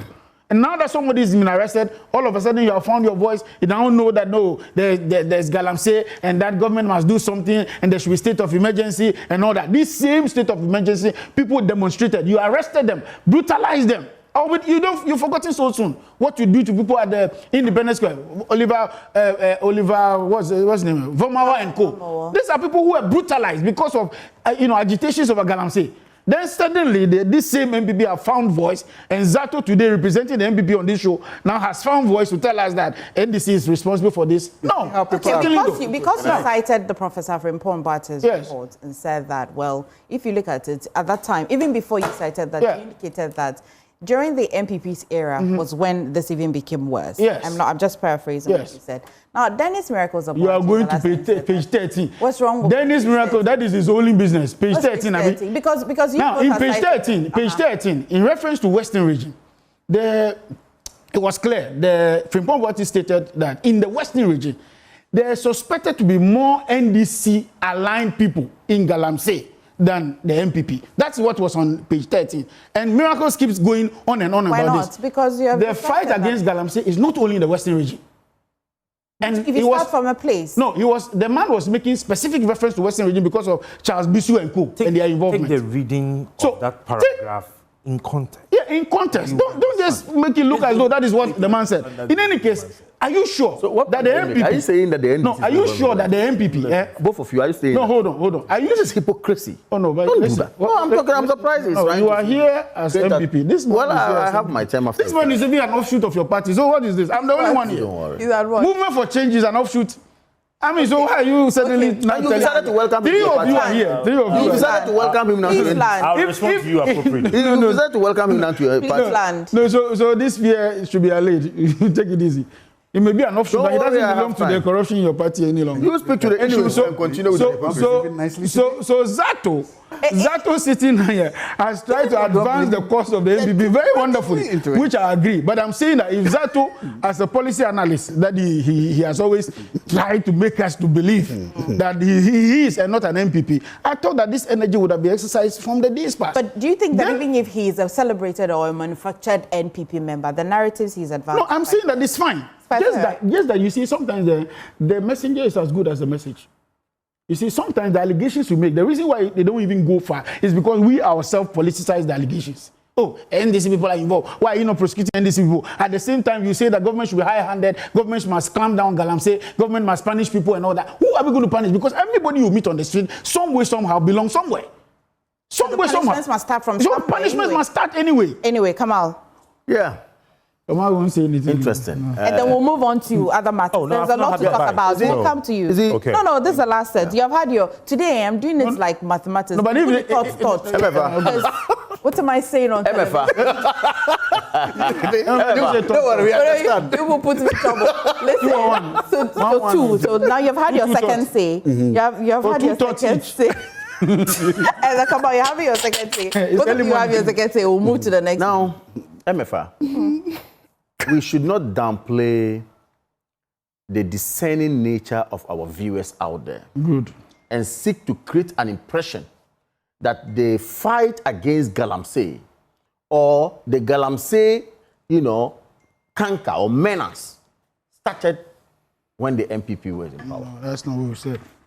We should not create that impression. Everyone knows that Professor Mills did something about Galamsey and could not succeed. Everyone knows that the sitting president now, His Excellency John Dramani Mahama, threw his hands in despair when his own minister, then my own brother Inusa, said, look, Galamsey was becoming problematic. They couldn't do anything about it. It took Nana Akufo-Addo again when he came to revisit the matter, which was becoming so much of an issue, to say that, look, to the extent that this matter is becoming serious and our environment is at risk and our lives are at risk, my presidency will put on the line. What did he do? He took a bold step and issued a moratorium on all forms of mining in this country. You may dislike him for whatever you want, for your political reasons. But of course, he staged a fight. And when he staged that fight, ask yourself, 9 good months of no mining or whatever form, whether large scale, small scale, whatever, there was complete ban on mining. That was a decisive decision. After, what happened to our water bodies? Clean, perfect. However, when was that? Check 2022 when it was declared no mining. Check it. It's not true. It's not. You see, when you are skewed, you don't see facts. So you see, he took that decision. That is not to say that he succeeded in the fight. You see, and I'm happy when we all sit here and cite kingpins, and cite people with political wherewithal, and cite people with influence involving Galamsey. It's true. And nobody sat here. Me, I didn't sit here this morning to say that Wontumi was not actually culpable or whatever. He has answers to whatever that they allege he has done. What I'm saying is that let us ensure that there's fairness in trials. That will happen. Irrespective of whoever is involved, whether NDC person or MPP person. But we should not manifestly be seen to be selective in our applications. I'm happy you cited page 13 of the report, and which he wanted you to shelve, not to mention. Since then, NDC people have been mentioned. And today, as we said, go to Memphis Central. in the Western region. The kingpins of Galamsey allegedly are NDC people. So in 2017, yes, there was a moratorium, and it was for partial. It was a partial ban, right? I think small scale. It wasn't. It was small scale, and large scale was on, but small scale coming down, all forms of mining was stopped. Yeah. And that was a decisive decision. And I'm thinking that, look, we expected the president, who of course told us that it is an issue, and when I come, once my predecessor didn't do this, I'll also do it. We expected decisive actions. Okay. Like, for example, banning all forms of mining or declaring state of emergency, which you said, no, you consider it, but you want to see it as a last bit of fight, of your fight. I am saying that, look, today, as we said, just as you are saying MPP, and they will both sit here and talk of MPP, forgetting that there are cupboards in their cupboards as well. Look at you sit here.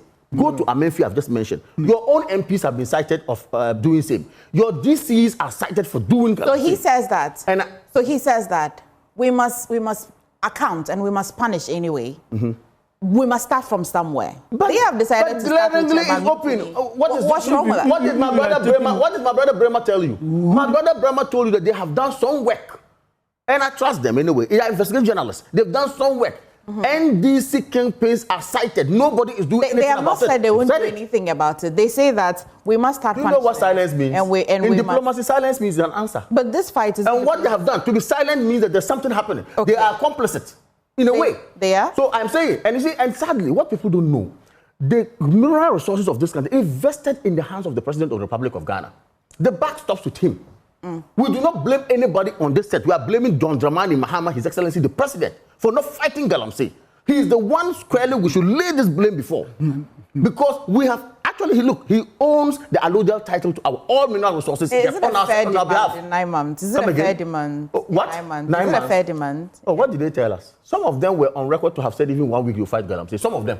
But now you are saying the bus stops with the president. Of course. So if the bus is stopping with him, if 9 months, if within 9 months you say you are doing something better, and your own acting chief justice say that Galamsey has gone west, what have you done?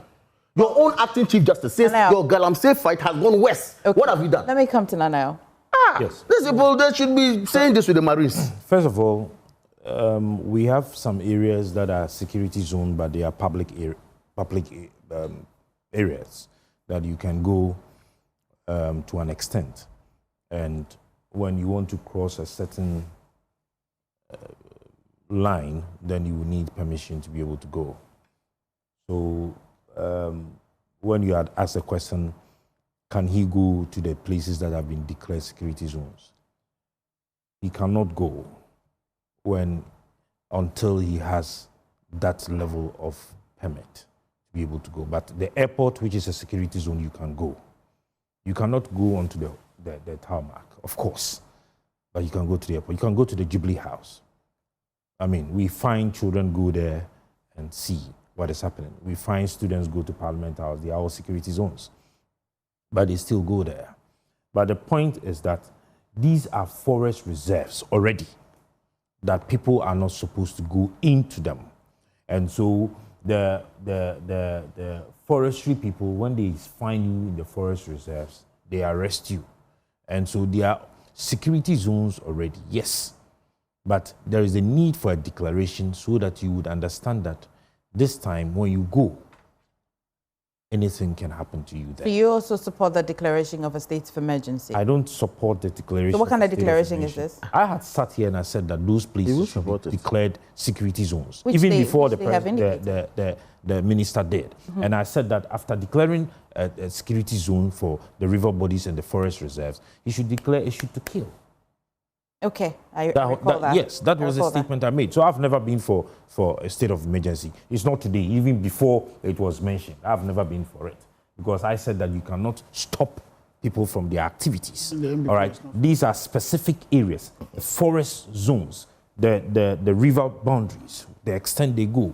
Those areas, you put men there and declare a security zone, and they take care of those areas. Not you need to have an understanding of what a state of emergency is. I'm sorry, but we need to have a broader understanding and civic education on what state of emergency is before we veer into that. Number two, you can own a concession, all right, and not be involved in Galamsey.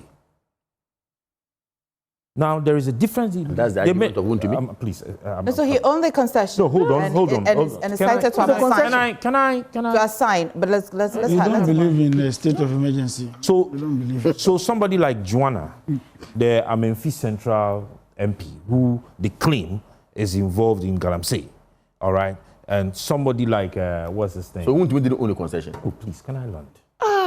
Is it a selective thing I'm talking about? No, you don't believe it. No, come on, let him have his time. Come on, doesn't And you see, Yamin, who has also been accused of being involved in Galamsey. Now, let me give you the difference. Now, you go onto Wontumi's concession, and you would find activities going on the concession. You understand me? By him or? The property is his. He has first interest. And he has a license to explore on the concession. But he does not have license to mine. Then you would find people, other companies, doing illegal mining because they do not have the license to mine. Then he comes to say that he, Wontumi, and Akonta Mining is not involved in Galamsey. But the property is yours, and Galamsey is ongoing there. You see? So today, let me give you an example. It's going to be weird, though. This is your room. Why give it if it's weird? This is your room. You answers to his own. You don't smoke weed, but we come here and we find people smoking weed, and we have people selling weed here. What then happens? What's that? No, we've been trying hard to break the chain in this channel. Use another example. That's why I said it's going to be weird. Well, now the property owner, so somebody trespasses into your property, smokes weed, and therefore you smoke weed. So the property owner. Really? The property owner what kind of logic definitely be. I have my property. Somebody trespassed because it is a restricted area. Is that a serious matter? Now this is a mine. This is a mining concession. That's the point you made. Both of you. Both of you. I'm sorry, we are not for you, but you go ahead. Your logic was actually wobbling. Now the concession contains minerals, money, and you will tell me that the owners of the concession will sit aloof without having knowledge that people are doing something on it and will just allow their minerals to go scot-free and that people will be on it stealing their minerals? No. It is different. You see, you can have a land that has no minerals on it and you find people probably using it for vegetable farming and that. Even with that, they go and ask. If you walk around the Spintex and other places, you see young men growing vegetables. Do you think the owners of those lands don't know that those young men are on the land? So you cannot tell me. Internet Santifoka say,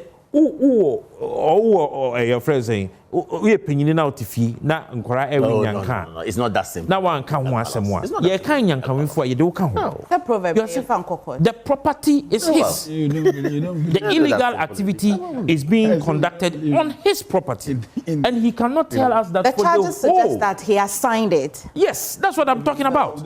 So he cannot tell us that for a whole 1 year, 2 years, 3 years, 4 years, he does not know that these activities are ongoing on his property. At least so he has an opportunity to explain now, in court. Of course, that's what I'm just trying to make you understand that. I'm surprised. In as much as he has the chance to explain, he cannot tell that he does not know. So if he assigned them, at what fee? And for what reason did he assign? For what? For the exploration of for them to check whether or not there is an existence of minerals on that land? Is that what he assigned them for? Okay, because there should be a reason why you assigned the property. If you are leasing a land, there is a reason you lease the land. Probably the person is going to use it for real estate. The person is going to use it for farming. There would be a reason. Okay, let me just land. You see, the president had stated. Please be quick with it. Why are you harassing? I hear you. Don't worry. I'm moderating and I hear you. The president had structured the way and manner he is going to fight Galamsey. And I stated that for him to have even invited the CSOs, man or manu, Alaji is saying, manu a manu, that let us discuss the way forward. It's in itself a demonstration of a political will. And at that point, he gave 5-pointer. He's not in this. The pillar. No, he's not in this. You see, he said one, the Ghanaians and the traditional rulers being involved. I'm not interested in whatever they are saying. To strengthen the licensing regime and the regulations around it, the law enforcement, the rehabilitation of degraded lands, and also the introduction of alternative livelihood. These are structures that he said he's put in place.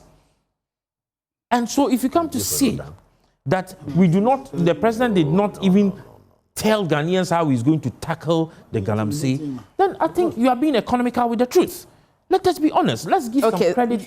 Probably you didn't understand. You can call on the lands minister to give you a better explanation. It has been done before.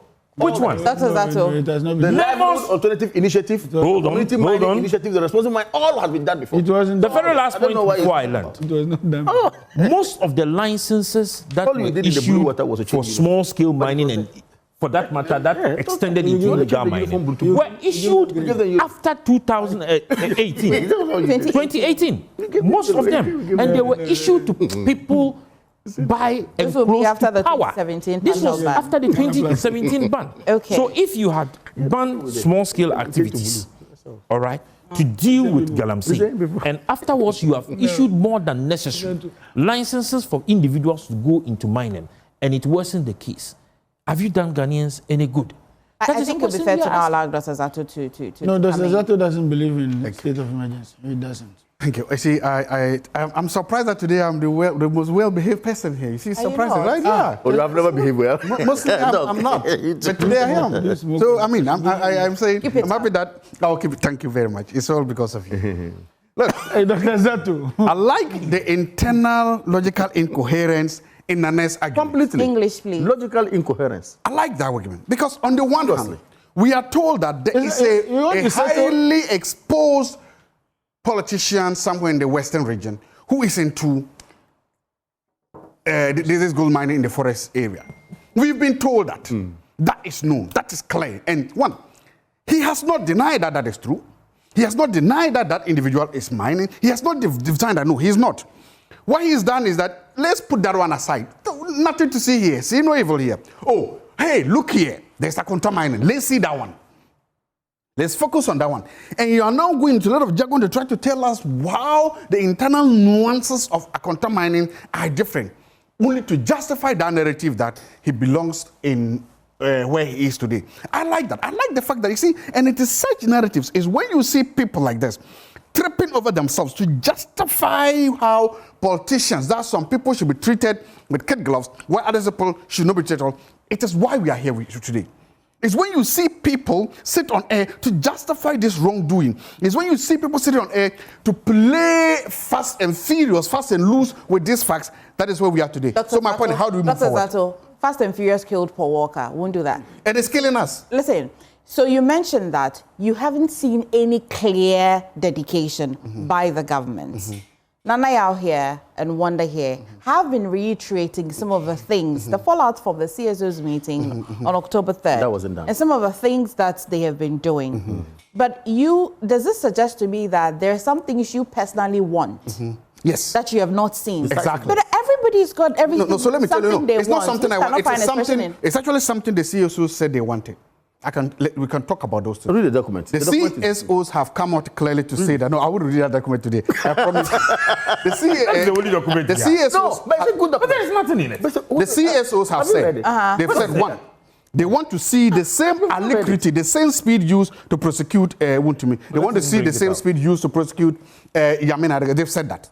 The CSOs have also said that they need a state of emergency. They've said it. In fact, that state of emergency complements the efforts or the complaints of the Attorney General that the legal system, the current legal system is slow. And because of that, people are giving bail, they go back and do this thing. A state of emergency will temporarily suspend rights and can let it happen. Has the president not said that? It's not that the state of emergency is off the table. There's one thing. It's still on the table. There's some policy confusion and obfuscation when it comes to this concerning what to do with people arrested.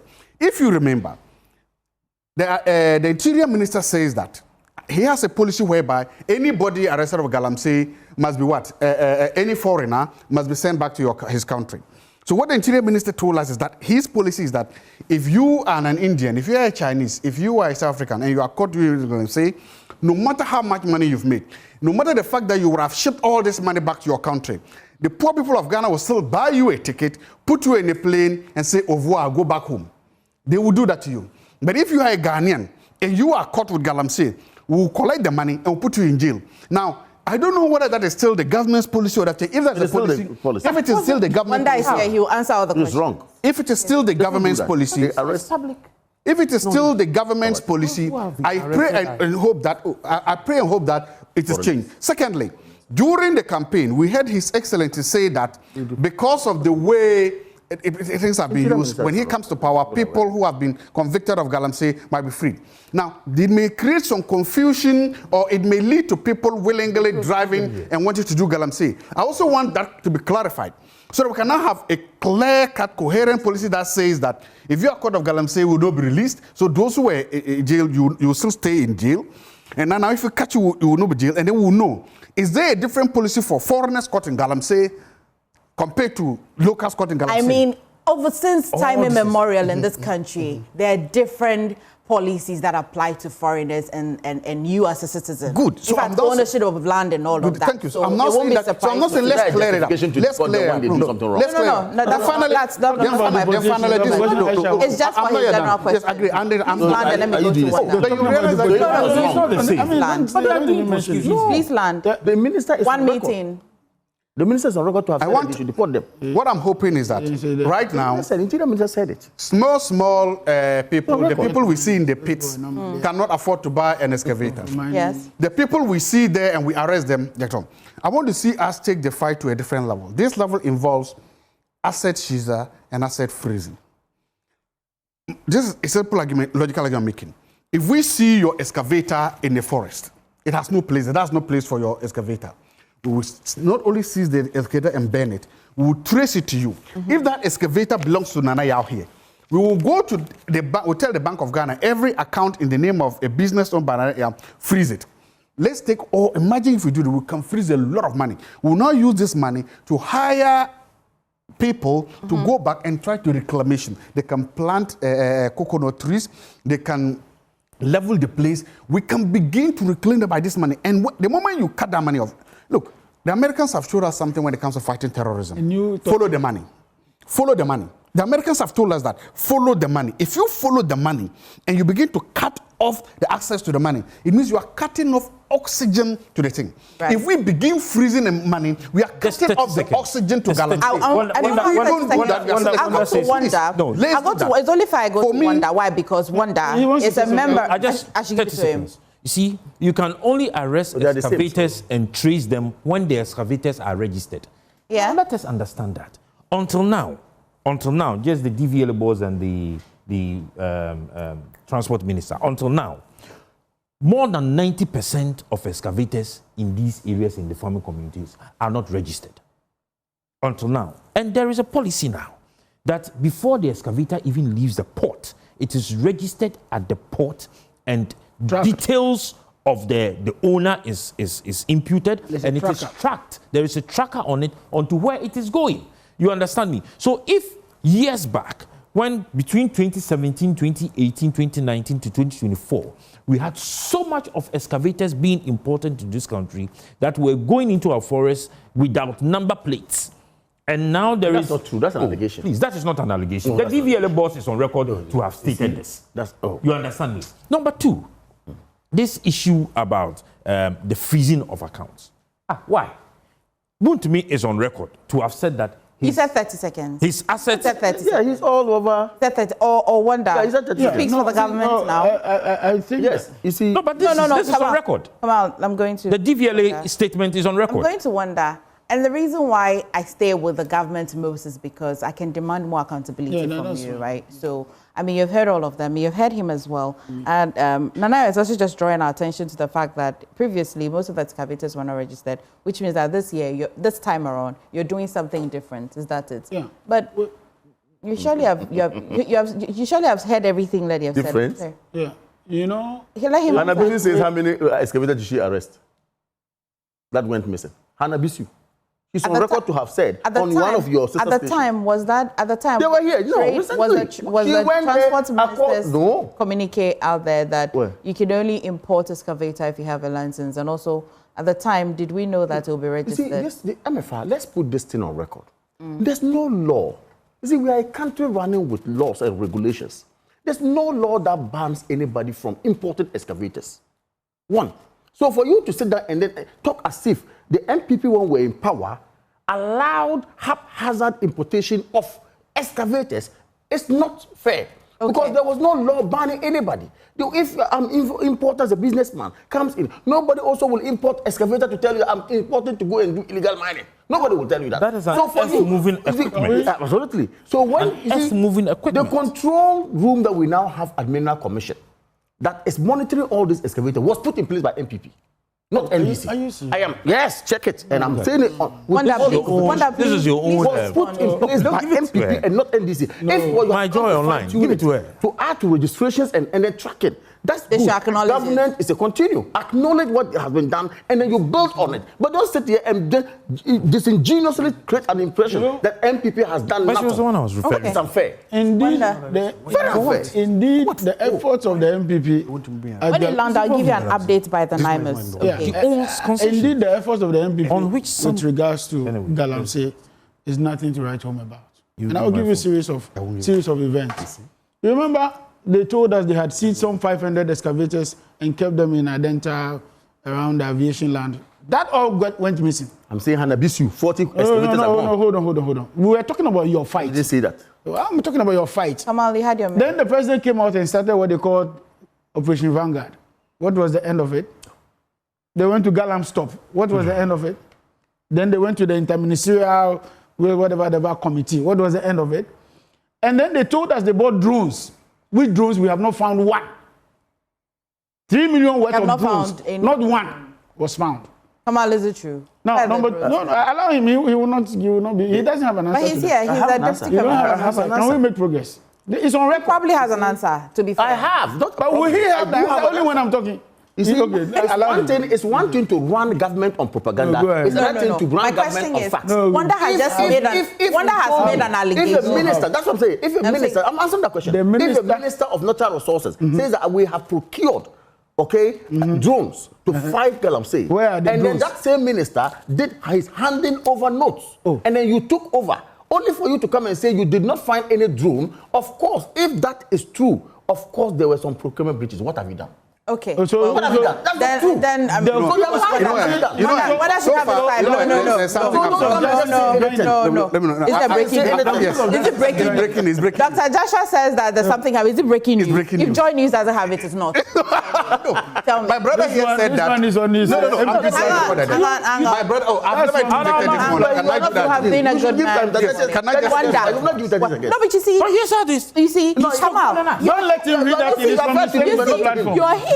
You're saying that we must hold the government accountable. Yes. He's right here. And I'm speaking to the issue that he won't even listen. He said it. And he lied about to good government. All I wanted to say is that tracking of the existence started in 2022 by John Jinapo. He launched it. So if the DVA board says that they were not tracking, he's lying. The Daily Graphic reported that December 2022, they launched what is called the Ghana Mine Reporting and Tracking. So what are we doing now? What are we doing now? Who did what and who did that? Is that what we're doing? He said somebody said they were not tracking. It's not true. They were tracking. He said 90%. But they are tracking all of them. There's a percentage left. No. Zato. So they were tracking all of them. Zato. This is what always happened. When I start, everybody says Zato. I'm quiet. No, you know, you see, we have to be very honest with ourselves.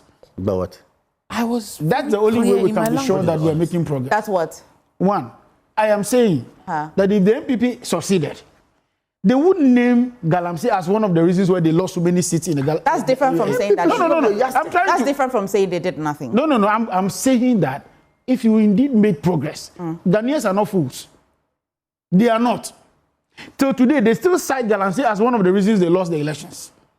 Is that not the case? On what basis is that a case? Because the people felt you did nothing. Actually, it skyrocketed under their tenure. So I don't know when they found the moral turpitude to now tell us what to do in Galamsey and what not to do. 8 years of your governance. If you claim that Galamsey was there before you took over in 2016, 8 years of your governance. 8 solid years. Let me go further to Joanne's case. I think a lot of people have been mentioning her name, and they don't even know the fact. Somewhere in 2018, she was not even in Ghana at the time. I have done consultancy for her before, and I know her company. I won't put it out. But she has a company that was into mining way before even 2016. And in 2016, they actually went now as a limited liability. Yeah. Before it was a sole proprietorship. Then they went into limited liability now. Formed a new company in 2016, somewhere around July or so. And from then till now, she has been mining. In fact, I actually know her office. I've been in very good relations with her on this issue of mining. If the MPP ever felt that the Memphis Central, which is now our candidate, our PC, you remember even her contest, it went to court. Yeah. You think that is somebody we just took and then she was a financier of the party and we couldn't protect her and all that? She had to even go to court to secure a place as a parliamentary candidate. So don't say things you are not privy to. It's just because she's an MP today, so she was supporting NDC. I'm happy and all those it's not mining even long before MPP came. Was Wontumi not into mining long before MPP came? No, I'm saying you are citing her as somebody who has just now gone into mining. And I'm saying that's not the case. And she has been mining for the 8 solid years you were in government. She has been into mining. And she's responsible for MPP came to power. When he was into mining. Dr. Sergio doesn't have anything. What he wants to say is an Let me do my job as a news anchor. This morning is an update on NIMA's bust Chinese and Burkinabe nationals involved in Galamsey. Now, on Wednesday, October 8th, 2025, the NIMA's task force conducted an intelligence-led operation in the Jomoro community of the Western North region, leading to the arrest of 2 Chinese Galamseyers. The task force was initially delayed access to the forest by the forest guards, but managed to force entry, following which it apprehended the suspects. Now, the key findings: following a forced entry in the forest, the NIMA's task force discovered 1 Toyota Land Cruiser V8 registration number GR442 registered 2014 with 3 occupants fleeing the scene. 2 of the occupants, Chinese nationals, were apprehended, while the 3rd suspect, a black national, escaped. The mining site was found to be operating along the Tanot River with evidence of river diversion due to the illegal mining activity. 4 excavators were found at the site, with 3 already immobilized and 1 immobilized by the task force. Now, 2 heavy water pumping machines and 12 makeshift structures were destroyed. Here, a list of the items seized: Toyota Land Cruiser, registered GR442 14, cash amount of 10,000 with a 50 Ghana cedis on it. Now, 2 phones, iPhones and a Huawei, 3 packs of cigarettes, 2 lighters, 1 HF radio, 1 torchlight, 1 drum of fuel, 1 monitor, 1 control board. Now, the preliminary investigation suggests that the Chinese nationals were operating under the cover of Jomoro Community Mining Project, with allegations that the chief of Jomoro, Kwame Nana Nkansa, issued the concession to them.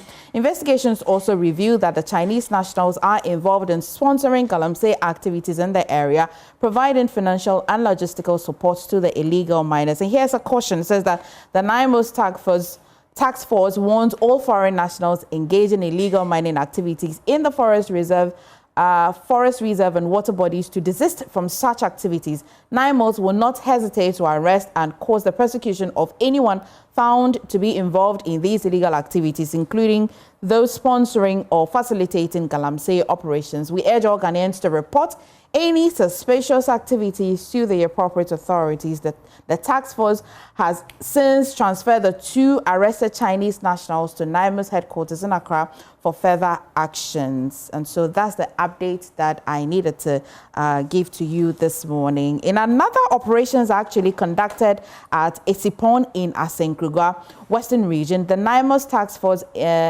visited a mining site by name Bugat Mining, which operated along the Kwama stream and few meters away from the main first-class road.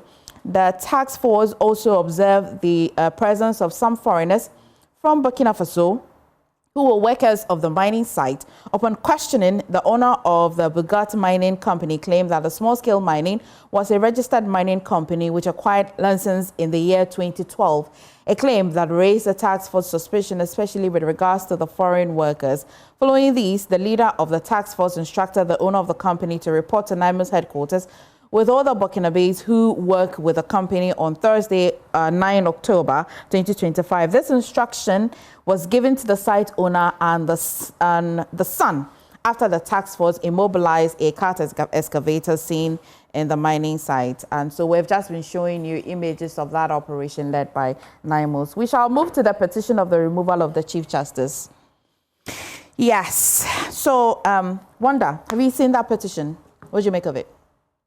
I would defer. I will come back to that. Why? Let him take it. It's a lie. It's a lie. You are not deferring. I will come back the lawyer. It's a lie. It's a lie. I said I will defer that to him. I will come back to who? Can I take his position? No, if you are deferring, you can take it. Defer the power back. I'll defer to you. I'm ready. Why? Okay. I'm ready to go. Why? I'm ready to go. I'm ready to go. Why do you not want to comment on it? Oh, no particular reason. I will comment. I will comment. Just that I'm saying. But now, give it to before you come in, let me deal with it. Yeah, how do you know each other? I don't know who. Kamal and MPP members. I know him. I know him better. All of them here. I know him better. This guy. They are all members of the MPP. Because I see how you're happy to give some of your seconds. No, I'm saying I want to take all. I want to. Kamal says he wants to come in. No, you went back. No, it's not my turn yet. He said he was CDP. I told him he gave it to me. Oh, he should give it to you. He gave it. You choose who. He gave okay, very well. I didn't get that one. I didn't get that one. I'm happy to come to you. Okay, that's fine. You see, when they say he who brings sugarcane home is the one who invited the flies. It's not true. The one who brings sugarcane home. Things also this is the literal translation from the Akan proverb. You see, I have always gotten worried about how we are treating our judiciary, and if we are not careful, that is the only safe haven we should have. Sadly, it may appear the very hostile ground that we rather have, if you are not careful going forward. Triggering Article 146 of the Constitution, okay, and then staying put to say that you are dealing with the law, okay, is what has given birth to some of these petitions. The petitioner, in this case, his name is Yusuf Bande. I don't know whether he's a brother to whoever, but MPP boy. Bande, his name is Bande. I've seen Yusuf Bande somewhere. Nubin Yusuf. Eh? Nubin Yusuf. Bande Yusuf, right? Bande Nabin Yusuf. Yeah. Okay, very well. But importantly, there's Bande and there's a Yusuf. Okay? The petitioner is citing misconduct and has alluded to the code of conduct of the judiciary. Rule 1, Rule 3, Rule 4, and so on, and Rule 6 and so. And his argument is all about where a case or a matter is before a court of competent jurisdiction, in this case, the apex court of the land. The case appears sub judice, and therefore no one should what? Comment or say anything about it, not even a judge. Reference is made to lawyers visiting the acting Chief Justice. Whether known to him or not known to him, a matter is laid before the competent of court for decision to be taken. He had comments on it, which comments to a large extent appeared prejudicial to many. Therefore, it warrants what Bande believes in his analogy and interpretation to what we call misconduct. And if that is misconduct, and citing the Bangalore principle adopted by the UN, then of course, it stands to reason that a prima facie case be established on this matter and then triggering the processes in 146 to move on, to remove a judge. You see, that is why I'm saying that he who brings sugarcane home, you invite flies home. Is this? But what do you? Have you read the petition? I have read the petition. I've read it. I've read the entire petition. Okay. It's about. I'm not like you. I read document before I sit here. I don't do that. No, I'm not like you anyway. You shouldn't know. No, I read everything to the end. Okay, you should have came home and invite flies. So I gave you your time and you said to him. So he who brings sugarcane home is the he who brings equity or calls for equity must also do equity. Okay. This matter has actually come.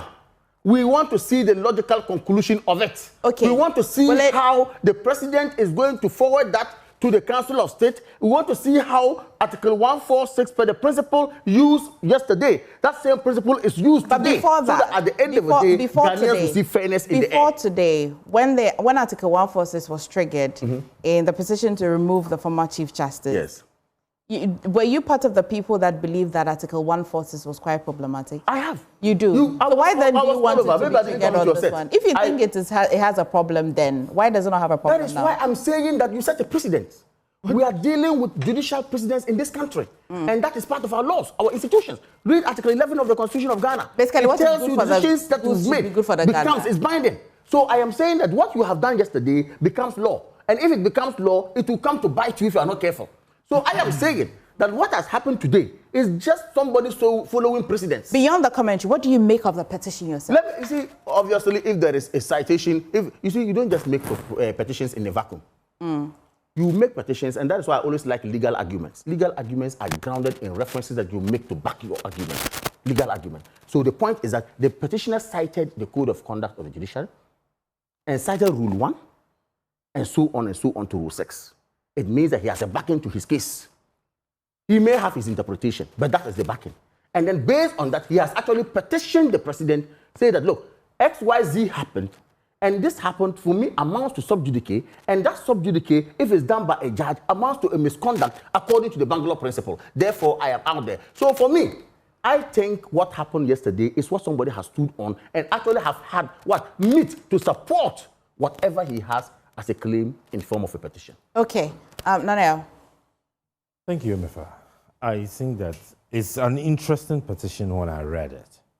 Now, just before I come to the petition, so the issue has to do with the fact that some group of lawyers think that the Ghana Bar Association has overlived its worthiness. Operating quite a monopoly. And operating a monopoly, of which I have been for that school of thought for a very long time.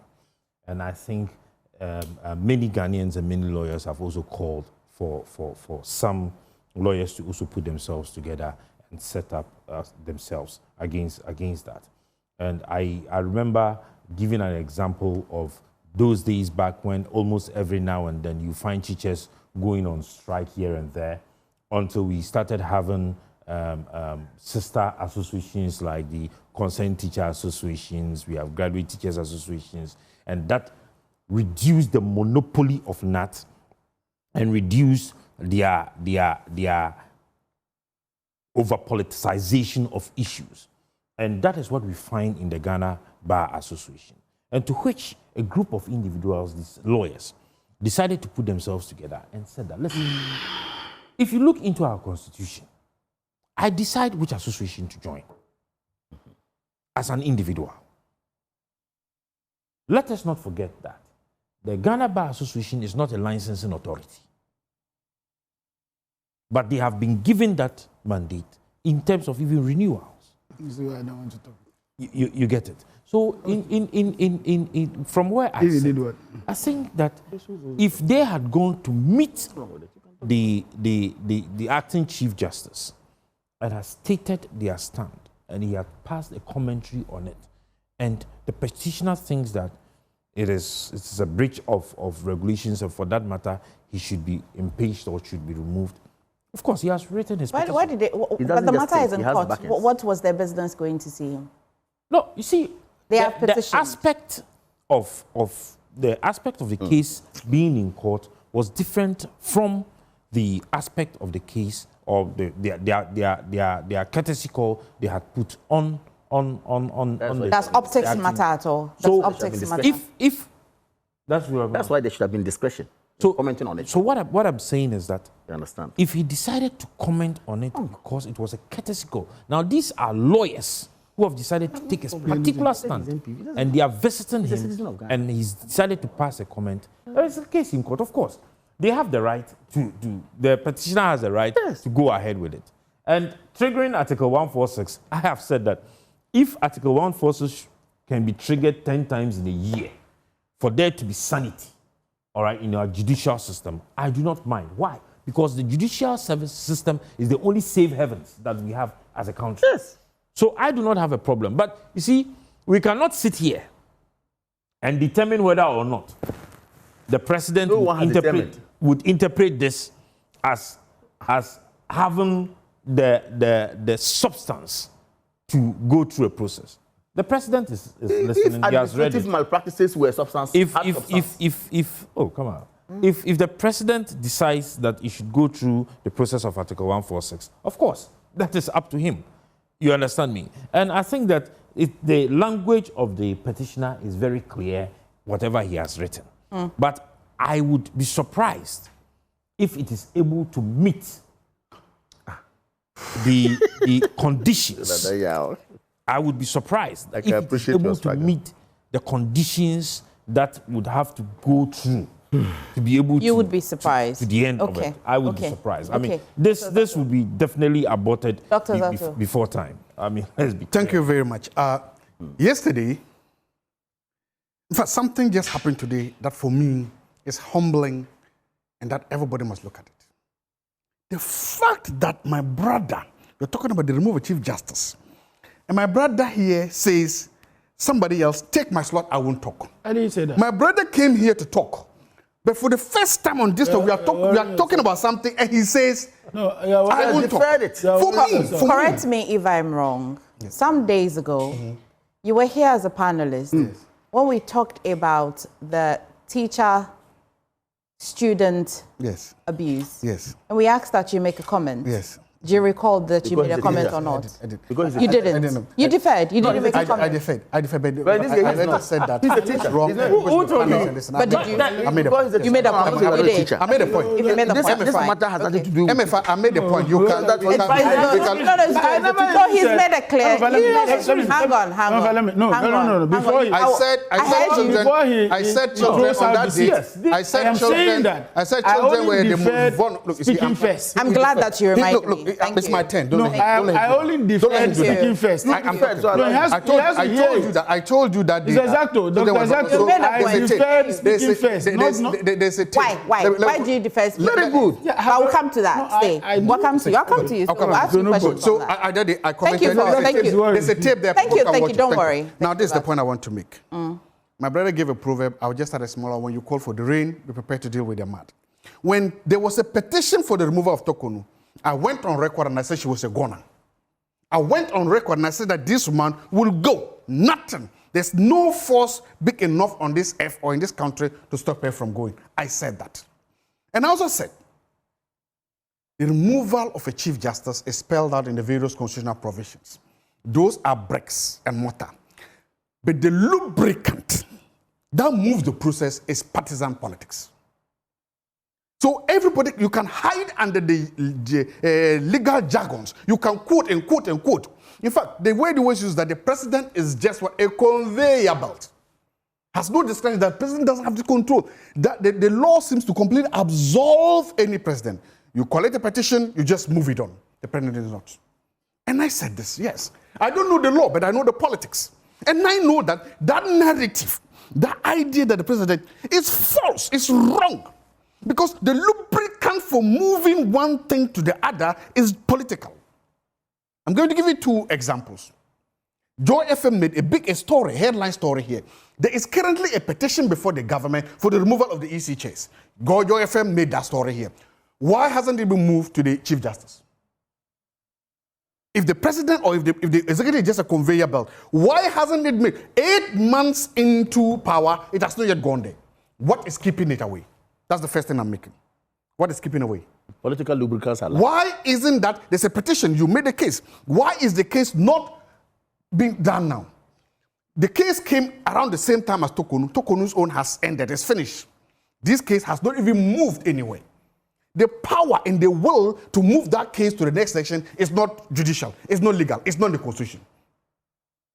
So when the lawyers are throwing it out, the also state police say, no, take your time. The power, the force, there's something in public policy called policy cycle. And we will tell you that what moves a policy from agenda setting to policy formulation to this thing is mostly political, it's force. And it's the same thing here.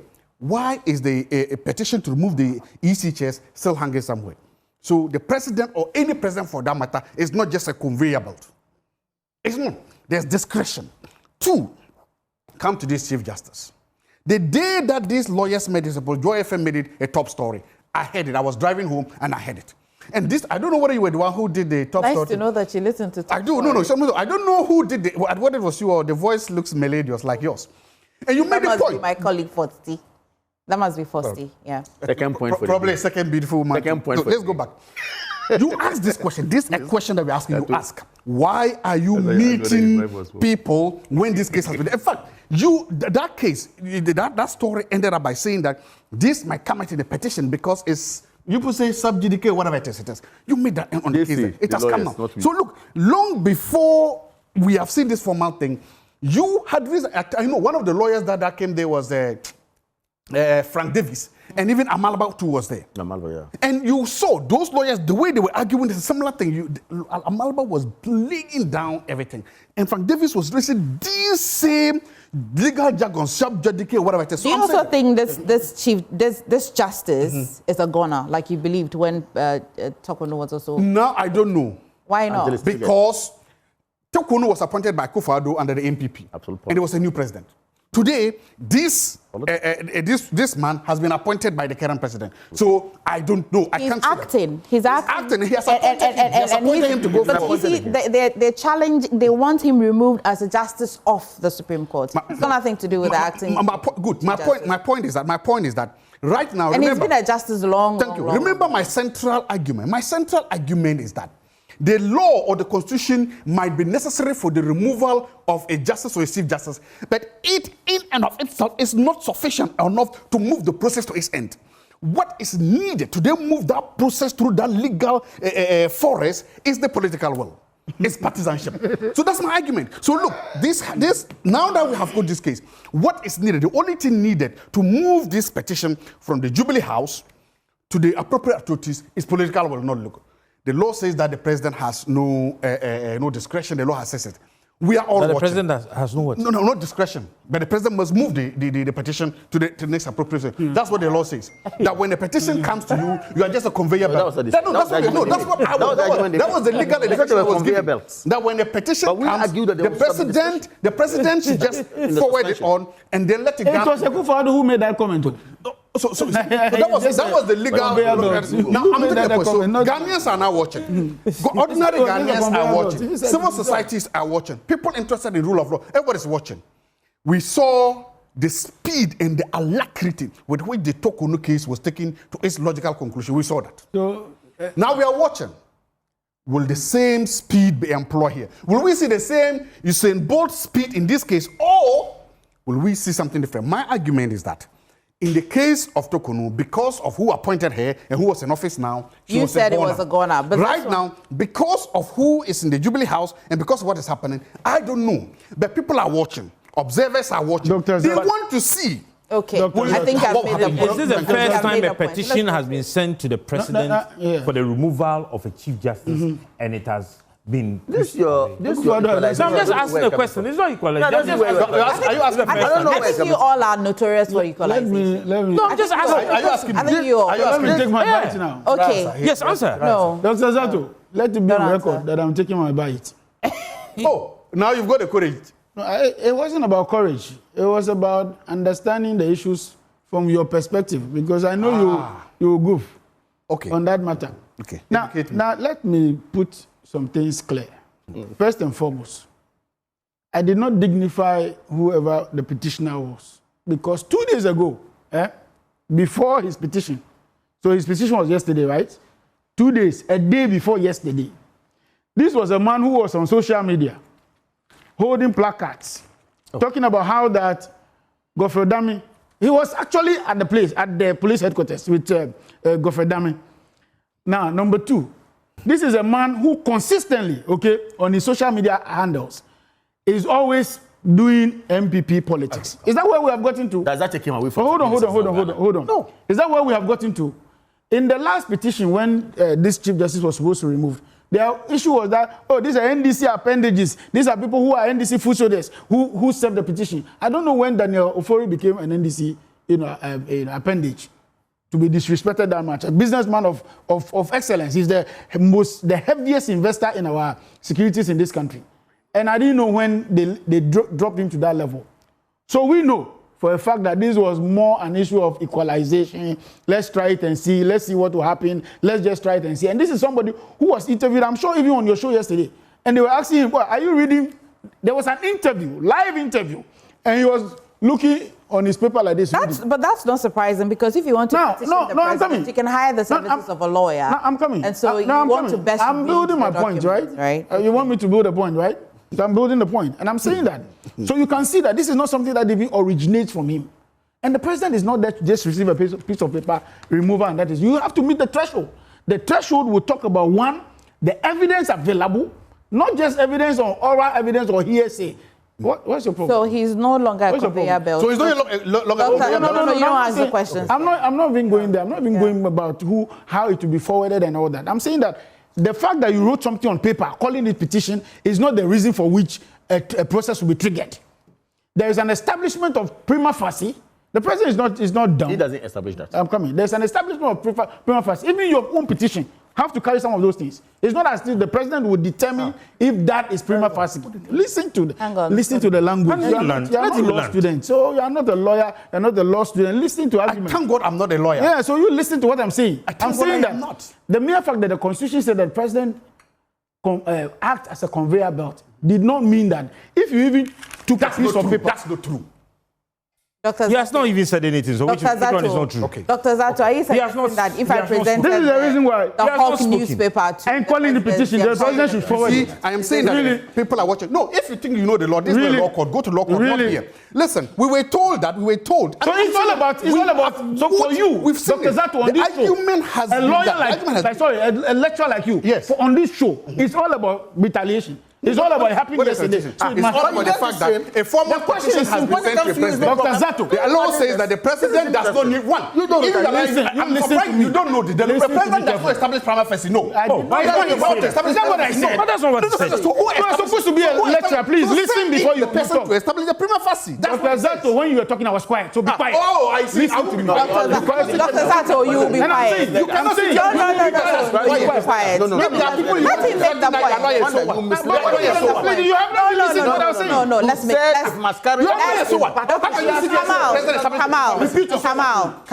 Repeat your question. Kamal, let's be fair here. Yeah. Dr. Zato here says that he doesn't understand the law. He understands the politics of the law. This is quite legal. So why is So let's listen. No, I'm not saying he's a lawyer. Let him land. Let him land. Hang on. No. Hang on. The petitioner, he said that petition should contain things that on the surface of it can be. But that amounts to hold on. You see, and the procedure hang on. I want to moderate this conversation. 1 second. The procedure is clear in Article 146. Yes. It is there. That when the petition is received, let me read it. No. But hang on. Where the petition please don't heckle. No, I want to hear him. The president shall, acting in consultation with the Council of State, appoint. That is where the committee is formed. No, that's after the. You have even thrown yourself off where you are going. Please. That's after. Please. Would you want him to proceed? No, let me proceed. No, I want him to proceed. I'm just reading it. I mean, I don't know. I'm just reading black and white. You see, it says go somewhere. You're talking about proceeding. No, even your far away from your conduct on this matter tells a lot. Who determines the prima facie? So hold on. Who determines the prima facie? All three. It's not the president. All three. Who does it? it? It's a very rare case. Which chief does it? Find one that defer his for the comment removal of the chief. For you. And I am telling you that. How does the Council of State? No. He says in consultation with them. Establish the prima facie. Please mute their microphones. You don't do it. One, I want to hear you. I want to hear because you know what what is more embarrassing on this show? What is embarrassing? For all that the two of them have said, it's not even the petition. That's why I kept quiet to say. Because what the guy has triggered is not the removal of Chief Justice. He's removing him as a Supreme Court judge. Yes. So who established prima facie case then? Who does that? No. Who established you don't know it. Listen. So in that case, who established the prima facie? Hang on. Who established? You don't know what you're talking about. Listen. Listen, your students are watching you. Listen, thank you. For the first time. Listen. If you think you want to show law, this is what you show your law. Go to court. Don't come and sit here and say the law. You don't know shit. For the this no way. Oh no, language. No. I'm not. You, Dr. Zato, talking to me about yes. About not. Let's talk about who establishes the prima facie. It's not a title, please. So who establishes it? Tell me who establishes the prima facie case. Please don't. Who does it? Don't get me along that. Tell me who does it. I am saying that even all that you said was not part of the petition. So who establishes the prima facie case? It's about the removal of a Supreme Court justice, not Agree. not the chief justice. Agree. So you don't even know what Agree. you're talking Agree. about. So who all establishes the the prima noise you facie have case made, there? So all who the does noise it? you have made on this matter is Who bogus. establishes the prima facie case there? Who does? All the noise you have made is bogus. For him Because to the removal of a chief justice process is different from. me in. If you, Who establishes the You know what I'm prima talking about facie? chief justice? No, please. When I was actually making my submission, you were you were not listening to me, you were only hearing me. Well, I have mentioned here that the petition was actually meant to remove a Supreme Court judge. In this case, that judge is an acting chief justice. If you had listened to me, you would have. Please, so don't go. You were supporting him when he was making a point that I was talking about prima facie. So who established the prima facie? Listen. You know who make progress unless I moderate it. Dr. Zato. Do you know that we'll make progress unless I moderate this? Okay. Dr. Zato, from top. You see, the law is very specific. The man ran away from the issue. He's still beating about. Kamal, wow. Kamal did not even get the point that their own petitioner, their own MPP petitioner, they don't even know the case. You don't even know the case. You have not even read the whole thing. The two of you have established to Google the reason. You know why I kept quiet? No, the reason why I kept quiet and I said I wanted to be fair is that for almost everywhere I was listening to this argument by MPP politics, it was all about removal of chief justice, removal of chief justice. The petition is not about removal of chief justice. You have made it clear. Let's make it clear. You're making. So all that you said, I will even respond. Go ahead. What's your point? To all that you said. What's your point? The case was simple. The gentleman is seeking the removal of the justice of the Superior Court. In fact, even that one, the process is different. Okay. So all this you're talking about is. Go ahead. Disagree. So please, let's get it straight. And then number two, we have seen a deliberate attempt. Maybe you want to just try the law. It's fine. It's okay. We can grant you that. It will go its full haul. Let's revisit your earlier point. Which is? That when a petition is sent to the president today, you're making a point that, well, because they say it's a petition does not mean that he's just going to just call the Council of State and say, here, this is a petition. Yes. The thing that he does before he sends it to the Council of State, what's it called? First of all, even in referral to the Council of State, there are requirements that they have to do. The president will have to determine or write to them on the terms of their engagement on that petition. So the president, first of all, will have to establish that this is a petition. Really? And the petition has what it takes, not by establishing a prima facie. Because you write a petition to me, it must be backed with some document. So I can't just carry an empty paper, then assemble Council of State and say, oh, you have a petition, go and deal with it. This is sad. I am the one to feed Council of State with all the required documents. And so when I engage Council of State, it is with the petition in itself and then all other supporting documents. That is not to say that you are establishing a prima facie. In establishing a prima facie, you would even have to interview the parties. That is not the job of the president, and that's not what the president is going to do. Get it straight and stop this pedestrian argument on this matter. You see? And let's go forward. When that is done, and the Council of State takes over, then the president now becomes virtually a conveyor belt. Because from there, it's going to travel to a different level, another level, and then if there is now the need to establish a commission of then the president does that. It comes back to the president again, and action is taken. We are not saying that the president must establish a prima facie case. We are saying that just like you receive a letter from somebody making an allegation, before you engage a prosecutor, you would have added your evidence. This is what somebody has brought. These are the evidence he has brought. Please have it. Go and look into it. If you find it, whatever, based on the law, then we proceed. So how is this? 30 seconds. How is this? Akufo-Addo dismisses petition for removal of Chief Justice. Please. This is not the first time. And the letter to which this is on your... If I read the content of that letter. It says it's dated from the Communication Directorate of the Jubilee House, 6th January 2025, for immediate release. President Akufo-Addo dismisses petition against Chief Justice. Yes. Did it go to anybody? Thank you. Yes. Did it go to anybody? The Council of State, now yes. read. The Council of the State. Office of the President. The Council of State report advised him. That was what he said. That letter, read it. Should I need time. But has President Mahama dismissed any application yet? You finish. All these arguments you are doing is... Read it. It will say that he's not reading that part. Let me explain. What I'm saying... Let me explain what I listen. When I was even... Can you keep quiet? No. Somebody who told me I'm talking shit here. No, but in fact, I told him to withdraw. No, he didn't withdraw it. Language is He didn't withdraw it. I mean, I cannot repeat it, but I think that when you're calmer... The S word. Okay. Yeah, you use the S word. Language. That's mention it. You've been going to America, you don't know which is the S word. So he doesn't even know where you say. I know. So withdraw. Okay, I withdraw the S word. You know what it is? It's so mischievous. Now, make my point. So if I hear you right, and we're going to go to another very important topic, but if I hear you right, you're saying that during the removal of the Chief Justice, the former Chief Justice, the NDC were quite audible on, well, the president's just a conveyor belt. The president's just a conveyor belt. You want to see that as well here. Is that it? This is what I want to say. I don't know. He asked me a question. It will help you. Yes, because he said I should What is the dismissal? I'll give you the time. It's the dismissal of the petition for the removal of the then Chief Justice by Akufo-Addo. And I'm reading, and I want him to understand when I was quoting 1466, and I was saying it was in consultation with the Council of State. He didn't allow me to end. And I just want to prove to him that the president does not take decisions just like that. It is indeed with consultation with the Council of State. And the first paragraph emphasizes that. He says that the office of the president wishes to inform the general public that after a thorough and careful review of the petition for the removal of the Chief Justice, Justice Gertrude Saki Tokono, the President of the Republic of Ghana, Nana Addo Dankwa Akufo-Addo, in consultation, it's a repetition there, in consultation with the Council of State, has concluded that the petition does not disclose a prima facie case warranting further action.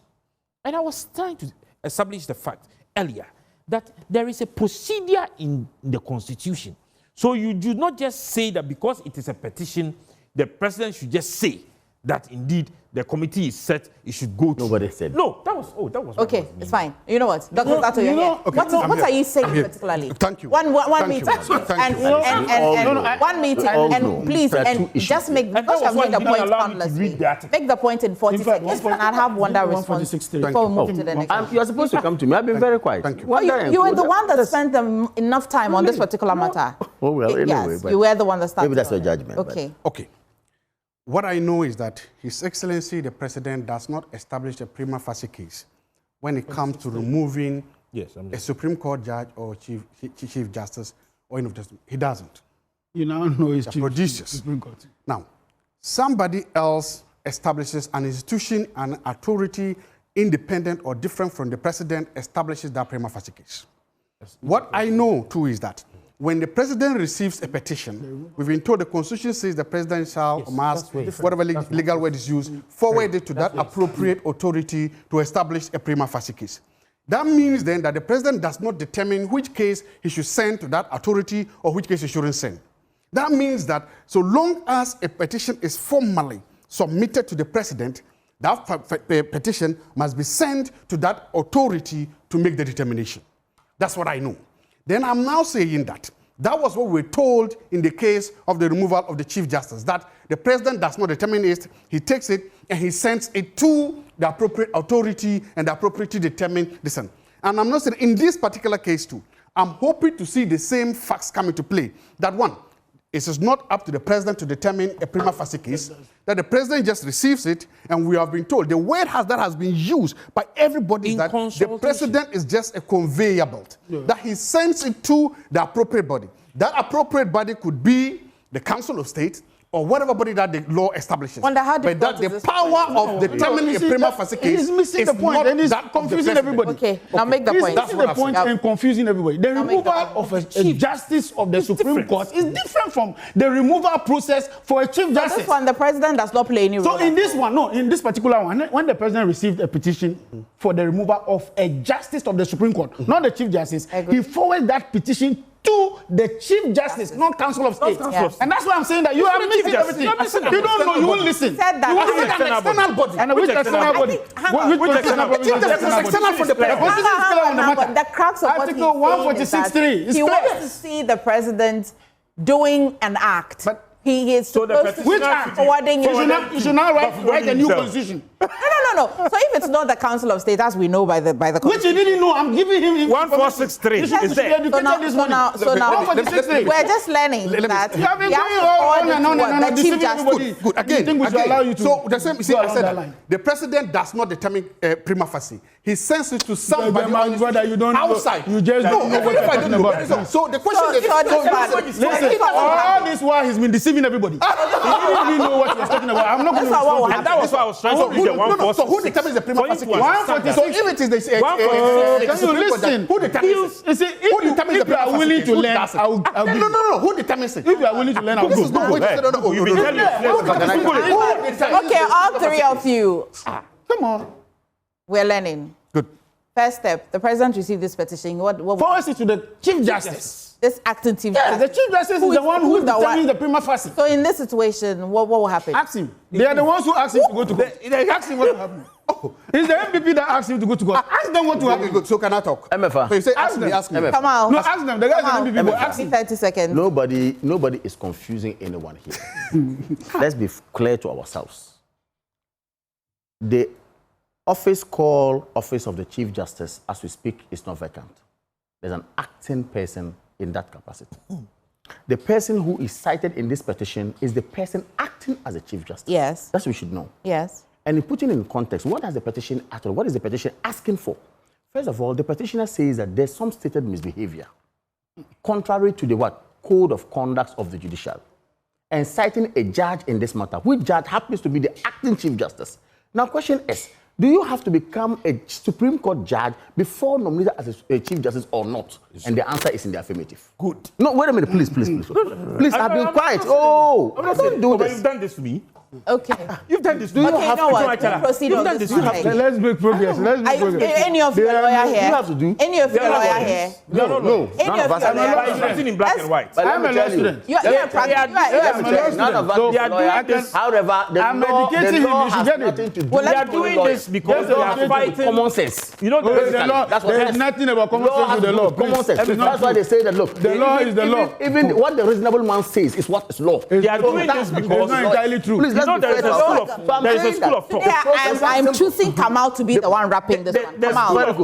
To wrap up, they belong to is saying that you have read a full document. My position should still work as a Supreme Court judge. And that is why they are trying Kamal, make your point. That they don't understand the Kamal, make your point. Wanda, I asked you a question as to at this situation because he. I'm saying that who sponsored the petition should tell you. No, you do know. He's talking about the issue. MFA, is that Stick simple? Stick with me. I am saying that we have set precedents in this country that might have given the opening of such window. Of course, I'm also saying that because of the precedent we have set, and people are trying now to come after the judiciary. My position was that I think it would not be fair for us. Is there a precedent that an acting Chief Justice, who is a Supreme Court judge as well, be the one determining the removal of a Supreme Court judge? In this case, who was a Chief Justice? Okay, I'm sure we'll go on and on. Now let me tell you something that happened, all of you. Okay, let's make progress. So 2 suspects have been arrested in connection with the killings of a night security guard, with 1 suspect confessing to murder 15 people. The alleged serial killings include 3 in Bole and Banda in the Savannah region, according to the Upper West Regional Police Commander, ACP Francis Yirebare. The one municipality recorded 16 suspected murders between 2021 and 2025. The prime suspect, Sharif Abdullah, an ex-convict, jailed two for unlawful entry and stealing at Bole, also alleged killed 5 of his victims, with 3 included 3 mentally ill persons and 2 watchmen. The ACP disclosed this at a press conference yesterday, and my colleague Rafiq was following them, brought us this details. Now let's go on Zoom and engage Dr. Ofosuwari. He's a criminologist at the Kwame Nkrumah University of Science and Technology. Thank you, Doc, for joining us this morning. Yesterday, of course, when we broke this story, it sent some shivers down the spine of many people. But first thing I want to find out is how common is it for such serial killings to really happen in such a small town like Bole and as well Banda area? How common could this be? Well, thank you very much, and a very good morning to your viewers. And first of all, let me just clarify. My name is Dr. Jones Okuwari, not Ofosuwari. So let me just quickly clear that. Well, all over the world, when it comes to serial killing, okay, these are one of the type of murders that are very difficult to identify the perpetrators. Okay, so if you look at the way they operate, it is not easy for you to identify them because most of the time what they do is that they engage in very, geographically unrelated, kind of operations. So it becomes very difficult for you to be able to connect to one particular person at a very relatively shorter point in time. And the fact that many serial killers, as we know over the period, are people that work in plain sight. I mean, they are people that even live with us within a community. They are not sophisticated people. So they will be living with us, but we wouldn't know these are the kind of activities they engage in. It makes it very difficult for us to be able to profile and identify them over the period. So if you look at the consistency and the popularity of these kind of, operations, let me be very honest, it's very difficult for you to as it were, identify. That is why a lot of times they are able to have this opportunity to do these kind of, activities over a long period of time before finally the police is able to pick up the trail and get to them. I mean, what you have just said will be for me and people who are watching, but for the police as well. If you look at the period in which these crimes were committed, how difficult or easier would it be for the police to have traced it? You have just told us that these people are people who look very much like us. They work in plain sight. You're unable to pin such a crime on a person. But for the police who is trained to identify, how could it have been that all these years, what could have gone really wrong? Well, I don't think anything really went wrong. The police, actually, I have to even congratulate the police because from what I know, if you look at the period of his operations, that was from, I think, 2021, and now that's basically like 5 years. In fact, throughout history, we've had a lot of serial killers operating more than 10, 15 years before the police are able to get to their heels. Because as I said, if you look at the profiling of serial killers, the activities are very temporal and unrelated and geographically spread. And they have something we call a cooling off period. So sometimes they strike and then they move to another place, relax for some time and then strike. And then they move to another place and strike. So most of the time, because of the fact that the activities are very geographically dispersed and not well connected, it becomes very difficult for the security agencies to be on their trail. So you need a lot of time to be able to pick, the chain, to be able to connect it to a particular person or group of people who do those kind of operations. It's something that is very complex. And over the period, if you look at the crime literature, you get to know that it's been very, very difficult all over the world for us to be able to really pin down to serial killers because of their modus operandi, what we call the MO. So it is very key. And I think that when we have to talk about what the police have done in the Upper West region, I think I will really give it up to them because they've been able to use the trails, able to use all the things, the key things that the person might have left and be able to connect all the dots and be able to now get to this person. So I think that they've really done well. But tell me, is it even normal for a person to kill 15 people? Well, if you look at the typology of serial killers, many of them have been diagnosed with certain mental conditions, especially schizophrenia. Okay, so a lot of times, if we are to do a proper assessment of these kind of guys, we need to also take into account their psychological state at any point in time. And now the typology involves us profiling who they are. So for instance, we have those that we call the spree killers. Okay, they kill for fun. They get some kind of thrilling. And most of the time when you interview them, they will tell you that, look, they hear voices in their head that tells them to go and kill. So if you have such kind of people on the loose, it means that apart from the fact that they are committing murder, they actually derive some form of joy from the very act that they commit. And now if you look at the pattern of what we have now, the guy that we've arrested now, apart from the fact that I suspect, this thrill-seeking behavior, I also see some form of, the classic typology of, serial killers who wants to, get some form of financial rewards. But then, what is even most interesting is the choice of people this guy was targeting. Right. I mean, mad people and then watchmen. These are people that within our society, we don't see to be people who have any kind of financial gravitas. So then, I am now tempted to put this kind of guy, if I'm to do a profiling, to put this guy into the spree kind of serial killer who was just killing probably because it was thrill-seeking, and maybe he heard voices in his head. Interesting. Dr. Fosuwari, I think I can go on and on with this conversation with you, but when you look into this particular matter at some point, we'll come to you subsequently because I'm quite curious to understand more, especially about this matter. But thank you for joining us this short period on the show. Thank you very much. Thank you very much. Gentlemen, at least something that will calm you people. Somebody has murdered 15 people. And it's close to my home. Is it? In Wa. When I'm going to Tuma, I have to pass through Wa. Our family living in Wa, people living there. And when this was happening... That's your final words, by the way. Yes, yes. You could hear the fear in the community, in the society. You wake up, somebody's killed, and ordinary people and ordinary people. And they brought a lot of fear into that community. I'm happy that's happening today. And sometimes we don't commend the police enough. So now we don't tell the police thank you. This one has gone on for a long time, but they have been on it. They have increased patrols in Wa. They have got police all over the place. They have been working and working and working. And now I just hope that this is it. They've caught the culprits, and I hope that the killing can stop. I hope that peace and serenity will return to the municipality. But each time you went to your hometown, you were hearing about this particular killing. I'm saying that every year, like it's in Wa, I have family, a lot of family, and I have to pass through Wa to go home. And it is so I'm happy, I pray. And I also want to thank, they said investigation, I don't know how it happened. And sometimes I know when things happen like this, people are not forthcoming to provide intelligence information to the police.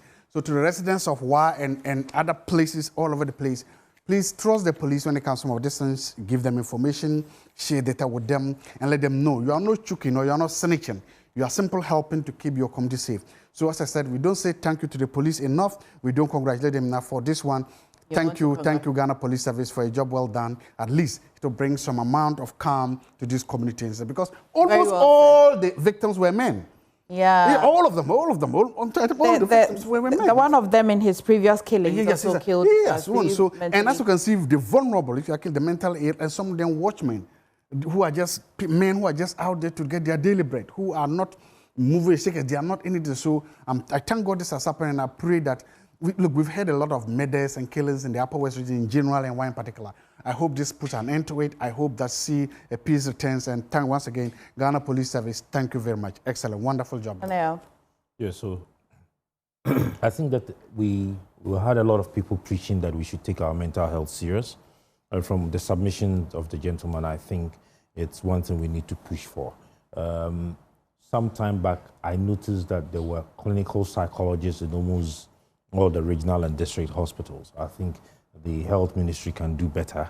They can train more of these clinical psychologists, and then once a while, even private organizations can take their staff through some of these orientations to be able to check the stability, because there are a lot of mad people out there who are dressed in suit and tie that we do not know. And once we're able to do that, we'll be able to deal with this matter. But two other issues. Number one, we spoke about this DVLA thing, and then there was this argument. I have just had confirmation of the numbers from the office of the DVLA. We said that they have registered 9,330.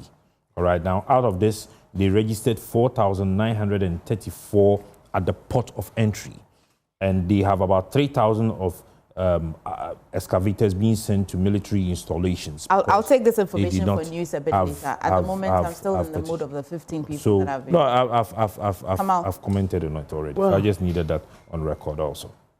I think a single life lost in this scandal to this country is a minus, and should not be in any way, supported to happen. When you were interviewing the gentleman, he mentioned a particular condition that, of course, is linked to mental health. Schizophrenia, right? And, of course, I would have wished that this particular condition, symptoms of it, is outlined in the media properly for all of us to be guided. So that in a community where you see somebody behaving, almost exactly the way the symptoms are presented, what you do is that you raise an alarm. Because we never know who's going to be affected. Your daughter or your little girl can walk out of the compound, going to school, somebody meets him, clap him down or her down. And it is not maybe the person's intention because of the condition the person finds himself. So that within your environment, within our communities, if we see somebody behaving funny, almost close to this schizophrenia, conditions that we're talking about. Try as much as possible to be protective of whoever you are yourself and to be protective of whoever is around you so that we can help. Even within the families, let's also watch it. We've not taken our mental health seriously. You can have a brother at home who starts to behave funny. It could be you. It could be anybody. I saw an incident in Bolgatanga some time back, a very gory incident. A son walked into the room, and he always comes to the father and say, I want to take money to go and buy whatever. The father will give him, an old man. Not knowing he's in a state where nobody knew it was actually a condition that affected his mental health. One day, he walked in, the old man was sleeping. He had to cut the man into pieces. The small boy cut the man? No, the son. He was gone. The young man cut his father into pieces. His own father. Into pieces. Finished and walked out with a knife and said, oh, I told you, I'll finish my father, finish him. That's sad.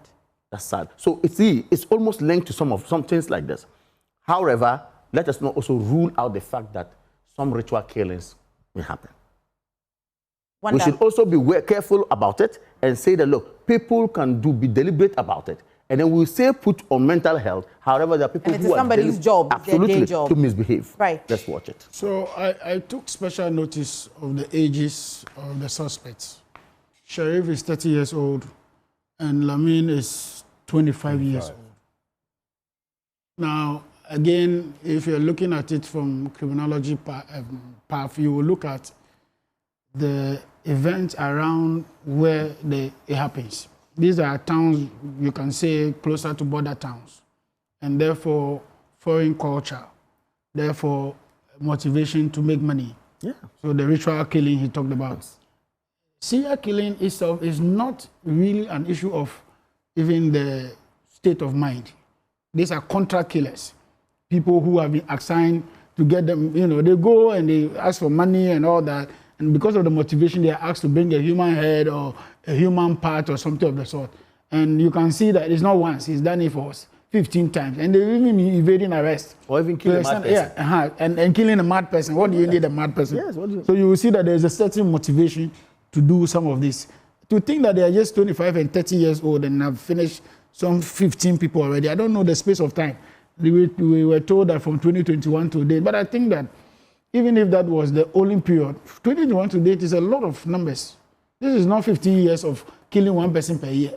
2021 to date is only some 5 years, right? 5 years. And you are killing 15. That means every year, if you spread it across, that means you are doing 5 every year. And this didn't get the attention of many of us or many of the security installations. I think that is problematic. Again, also, the way we report crime in this country is a problem.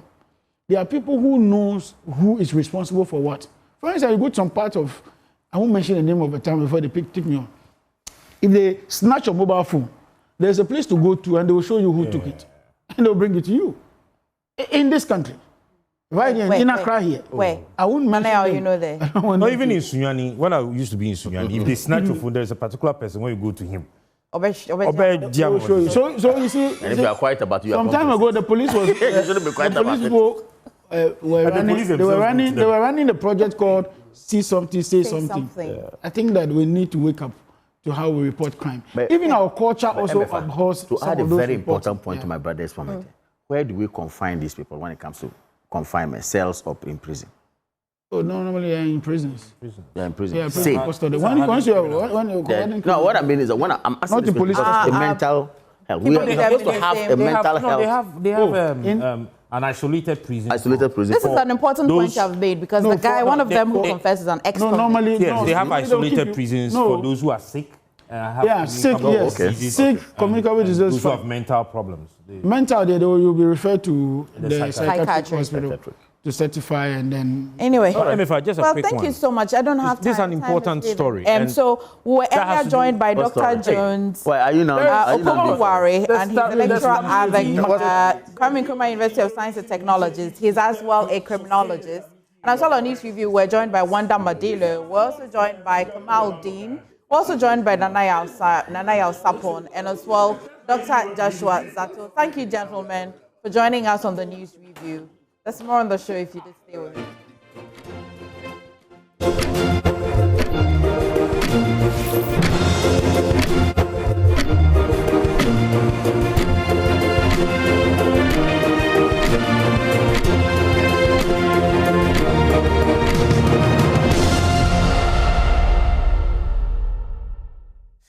right, so welcome back to the AM show on the Joy News channel. Now, let's talk about the Customer Service Week. You remember, or you've heard that this week, we're all celebrating our customers, which of course includes you, our viewer.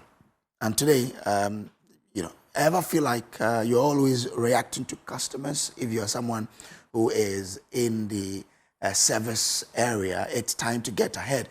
Customer Service Africa presents the 4th International Customer Service Summit 2025, themed Unlocking Customer Loyalty Through Proactive and Predictive Service. Whoa, proactive and predictive. Well, we'll get to know more about it. Join keynote speaker Dr. Emmanuel Wontumi, special guest Dr. Daniel Macaulay, Lady Denta Mwateng, MBE, and top industry leaders on 10th October 2025, 9 a.m. at the Tank Palace Hotel. Don't miss this chance to transform service, spark innovation, and drive profits. Of course, we all work to make profit, right? You're not in the work just because you feel like doing it. You want to make profit. And for us to talk more about it, we'll be joined by Priscilla Wellington, who is the CEO of Customer Service Africa. The name strikes me, huh? Wellington. I guess you're well then. I am well. Good. So let's talk about, this particular summit. What even motivated it? What is the driving force behind this?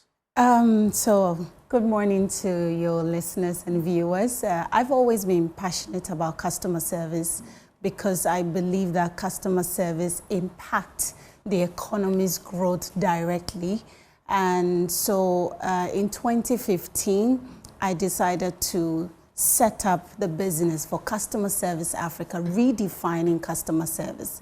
And 4 years ago, we thought that as my team and I were brainstorming, thinking about how we can use design approach to get impact, we thought of the International Customer Service Summit as part of the global celebration of customer service.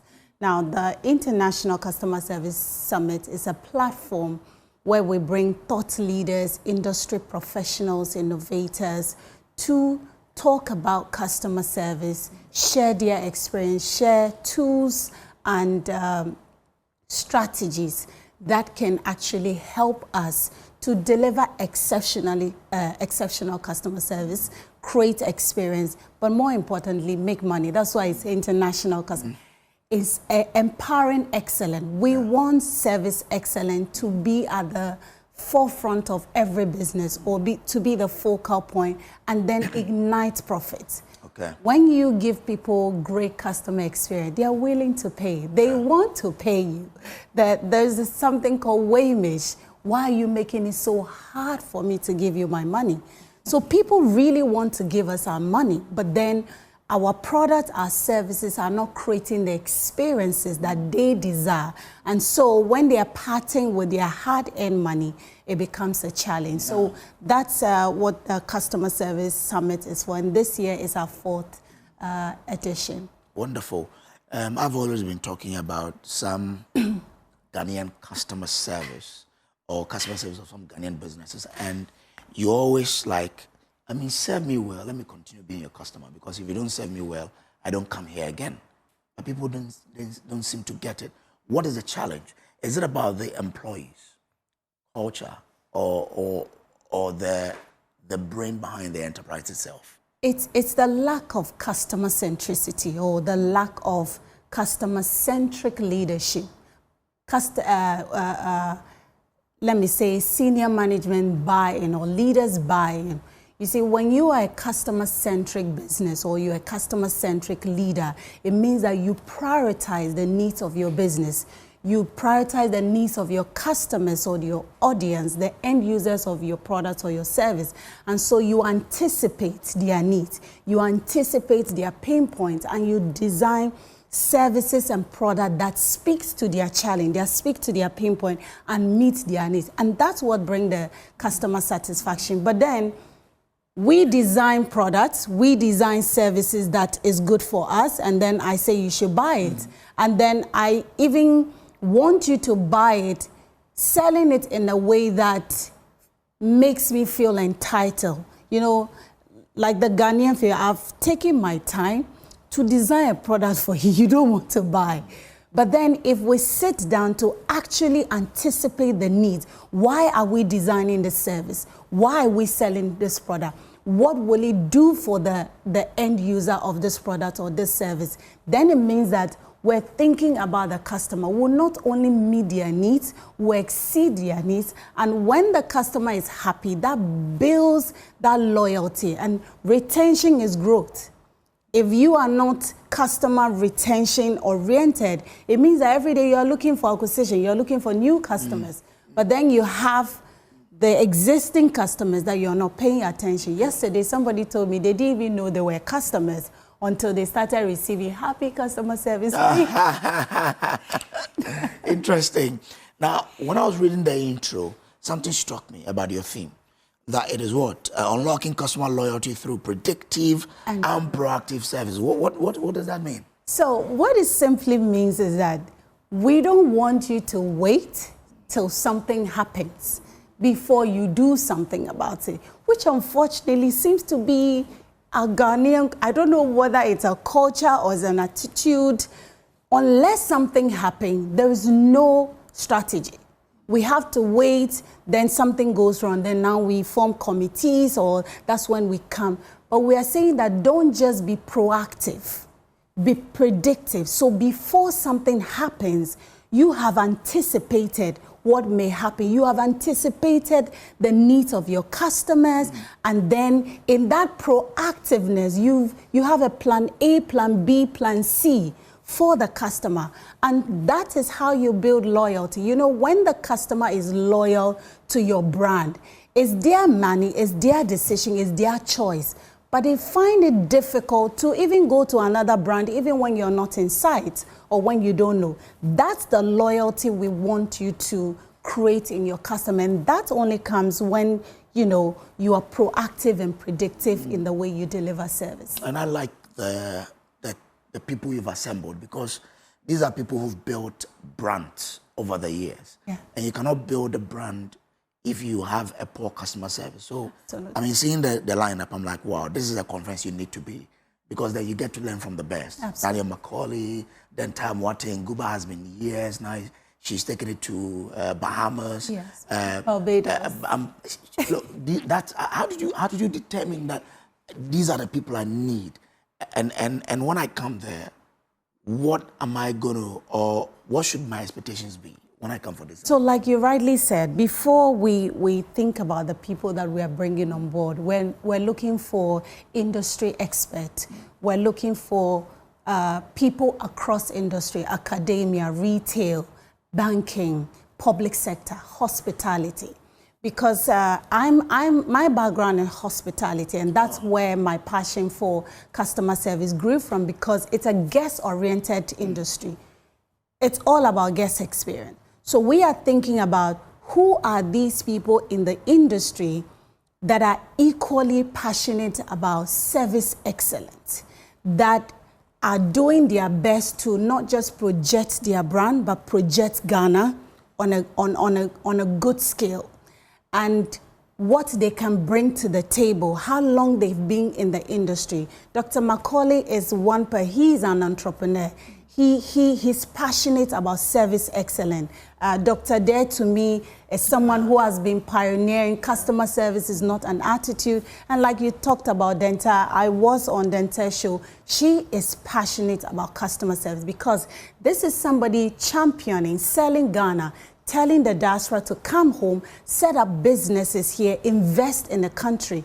And they're complaining that the service here is poor, the service is bad, the employee, the lack of professionalism from, and so we just want to bring these people that are not just going to talk, but they are walking the talk, and so that we can have a change. Because ICOS, or International Customer Service Summit, is about shifting mindset and challenging attitude.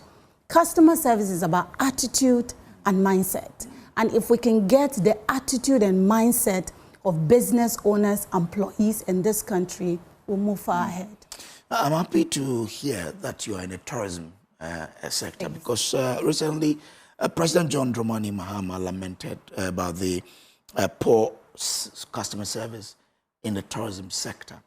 How does ICOS, is that how you, that's Yes, how you, yes, you know, seek to address this challenge? Or how do you really, you know, connect to that particular concern that the president has expressed? You know, customer service is one of the drivers of every business. Unfortunately, we have some organization that prioritize it and some organization that doesn't really understand the impact it brings.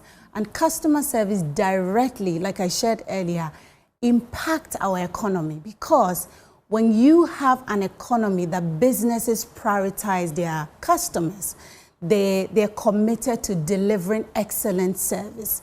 When you have investors, when you have tourists in the country, when they leave, they are not going to remember particularly the food they ate, but they're going to remember the feeling. Maya Angelou said, people will forget what you said, but how you made them feel, that's the experience. When people come to Ghana, when they encounter us in the restaurants, in the hotel, even in our local pub, what experience are we giving them? And so when the president said that, I was very excited because we have this entitlement as people. And because of that, it doesn't allow us or it doesn't compel us to deliver excellent service.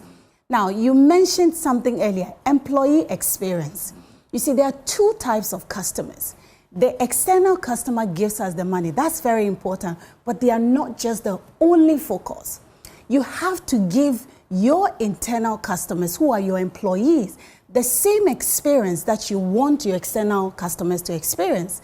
Because when Joy, as a business, and I am an employee of Joy, is giving me an experience, it empowers me to ensure that the external customer equally enjoys that experience. So businesses should not just employ their staff and expect the best from them. They should train them, they should invest in their growth, and they should treat them well.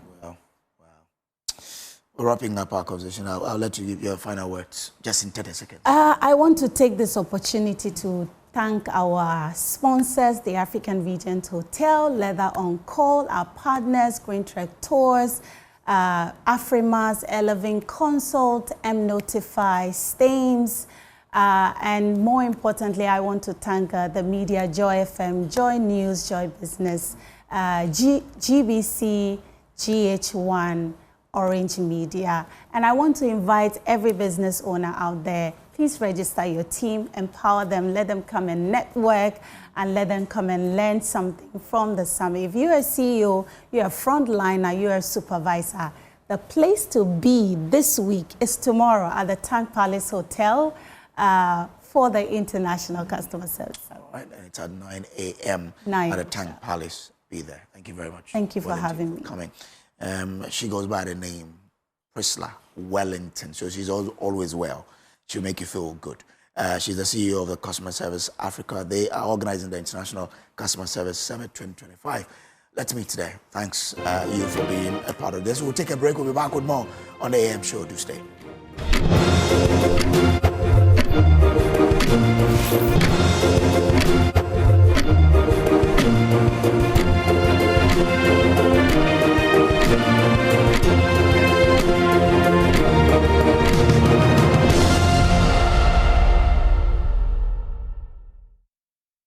Thanks for being a part of the show from 6 till now.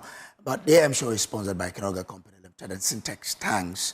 Now, make your dream home a reality with EcoBank. Step into your ideal home or transform your current space into one that truly reflects your style and comfort, all with support from EcoBank. Now, EcoBank has once again partnered with Joy News to bring you an exciting experience at the EcoBank Joy News Habitat Fair.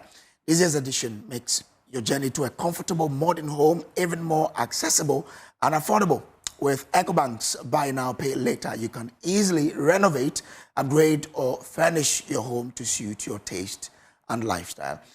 Whether it's elegant home decor, modern furniture, essential electronics like laptops and phones, or solar energy solutions, EcoBank has the right financing tailored to your lifestyle.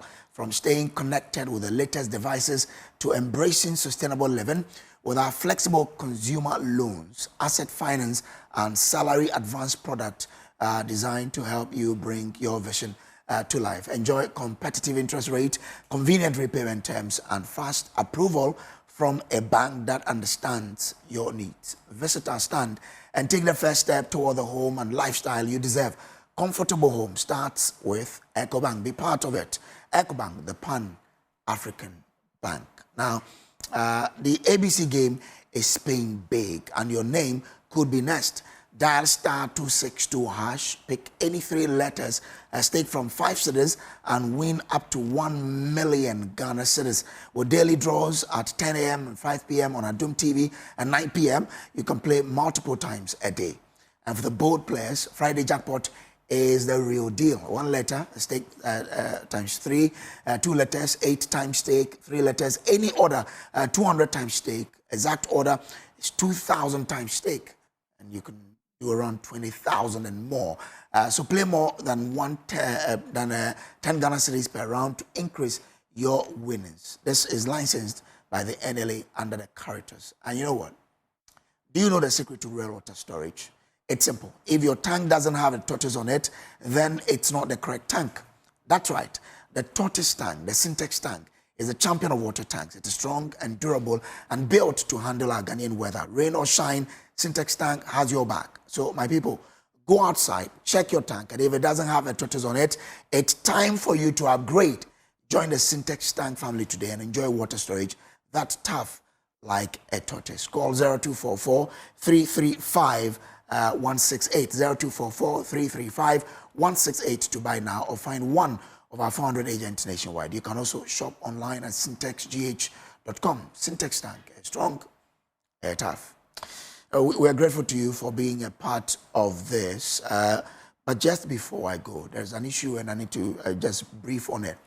Now, for those of you in Butre and Asemko in Ahanta West, Ojokume Kozromo Bohuabie, Akuabia Yazov issue.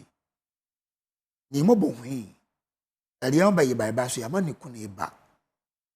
No Jokoba Edimuane, ye Fiatenda. Into Jokoega, Amzi Moya Bay. Your was near Juno, Yevo Moane, Yever Dinde. Nakia Kuabia, it is never our story. We have never killed anybody before, so why now? Scampalazo, a young boy, ye binding Nimo Bohui. Edi Jokobaba, but I urge all of you, calm should prevail. Yever your tree guazi, yever after guazi. Na yevan no kuyo was na yenha jokwe na nyamana mezeko wa me de bla ko kama e chieftaincy dispute must not result in killings. So let us resolve our issues amicably. Na mumi yeyaki kuna yemo ye queen na mela boye njumaka tuenu a ilu amza asu subane. We're grateful to you for staying with us. I'm just appealing to people in Butre and Asemko to stop fighting and stop killing each other and rather live in harmony. Whatever the issues are, we should all sit amicably and talk about it. We'll get the solutions. Thanks for being a part of us. The news desk is up next with Mami A.C. Thompson. Good morning.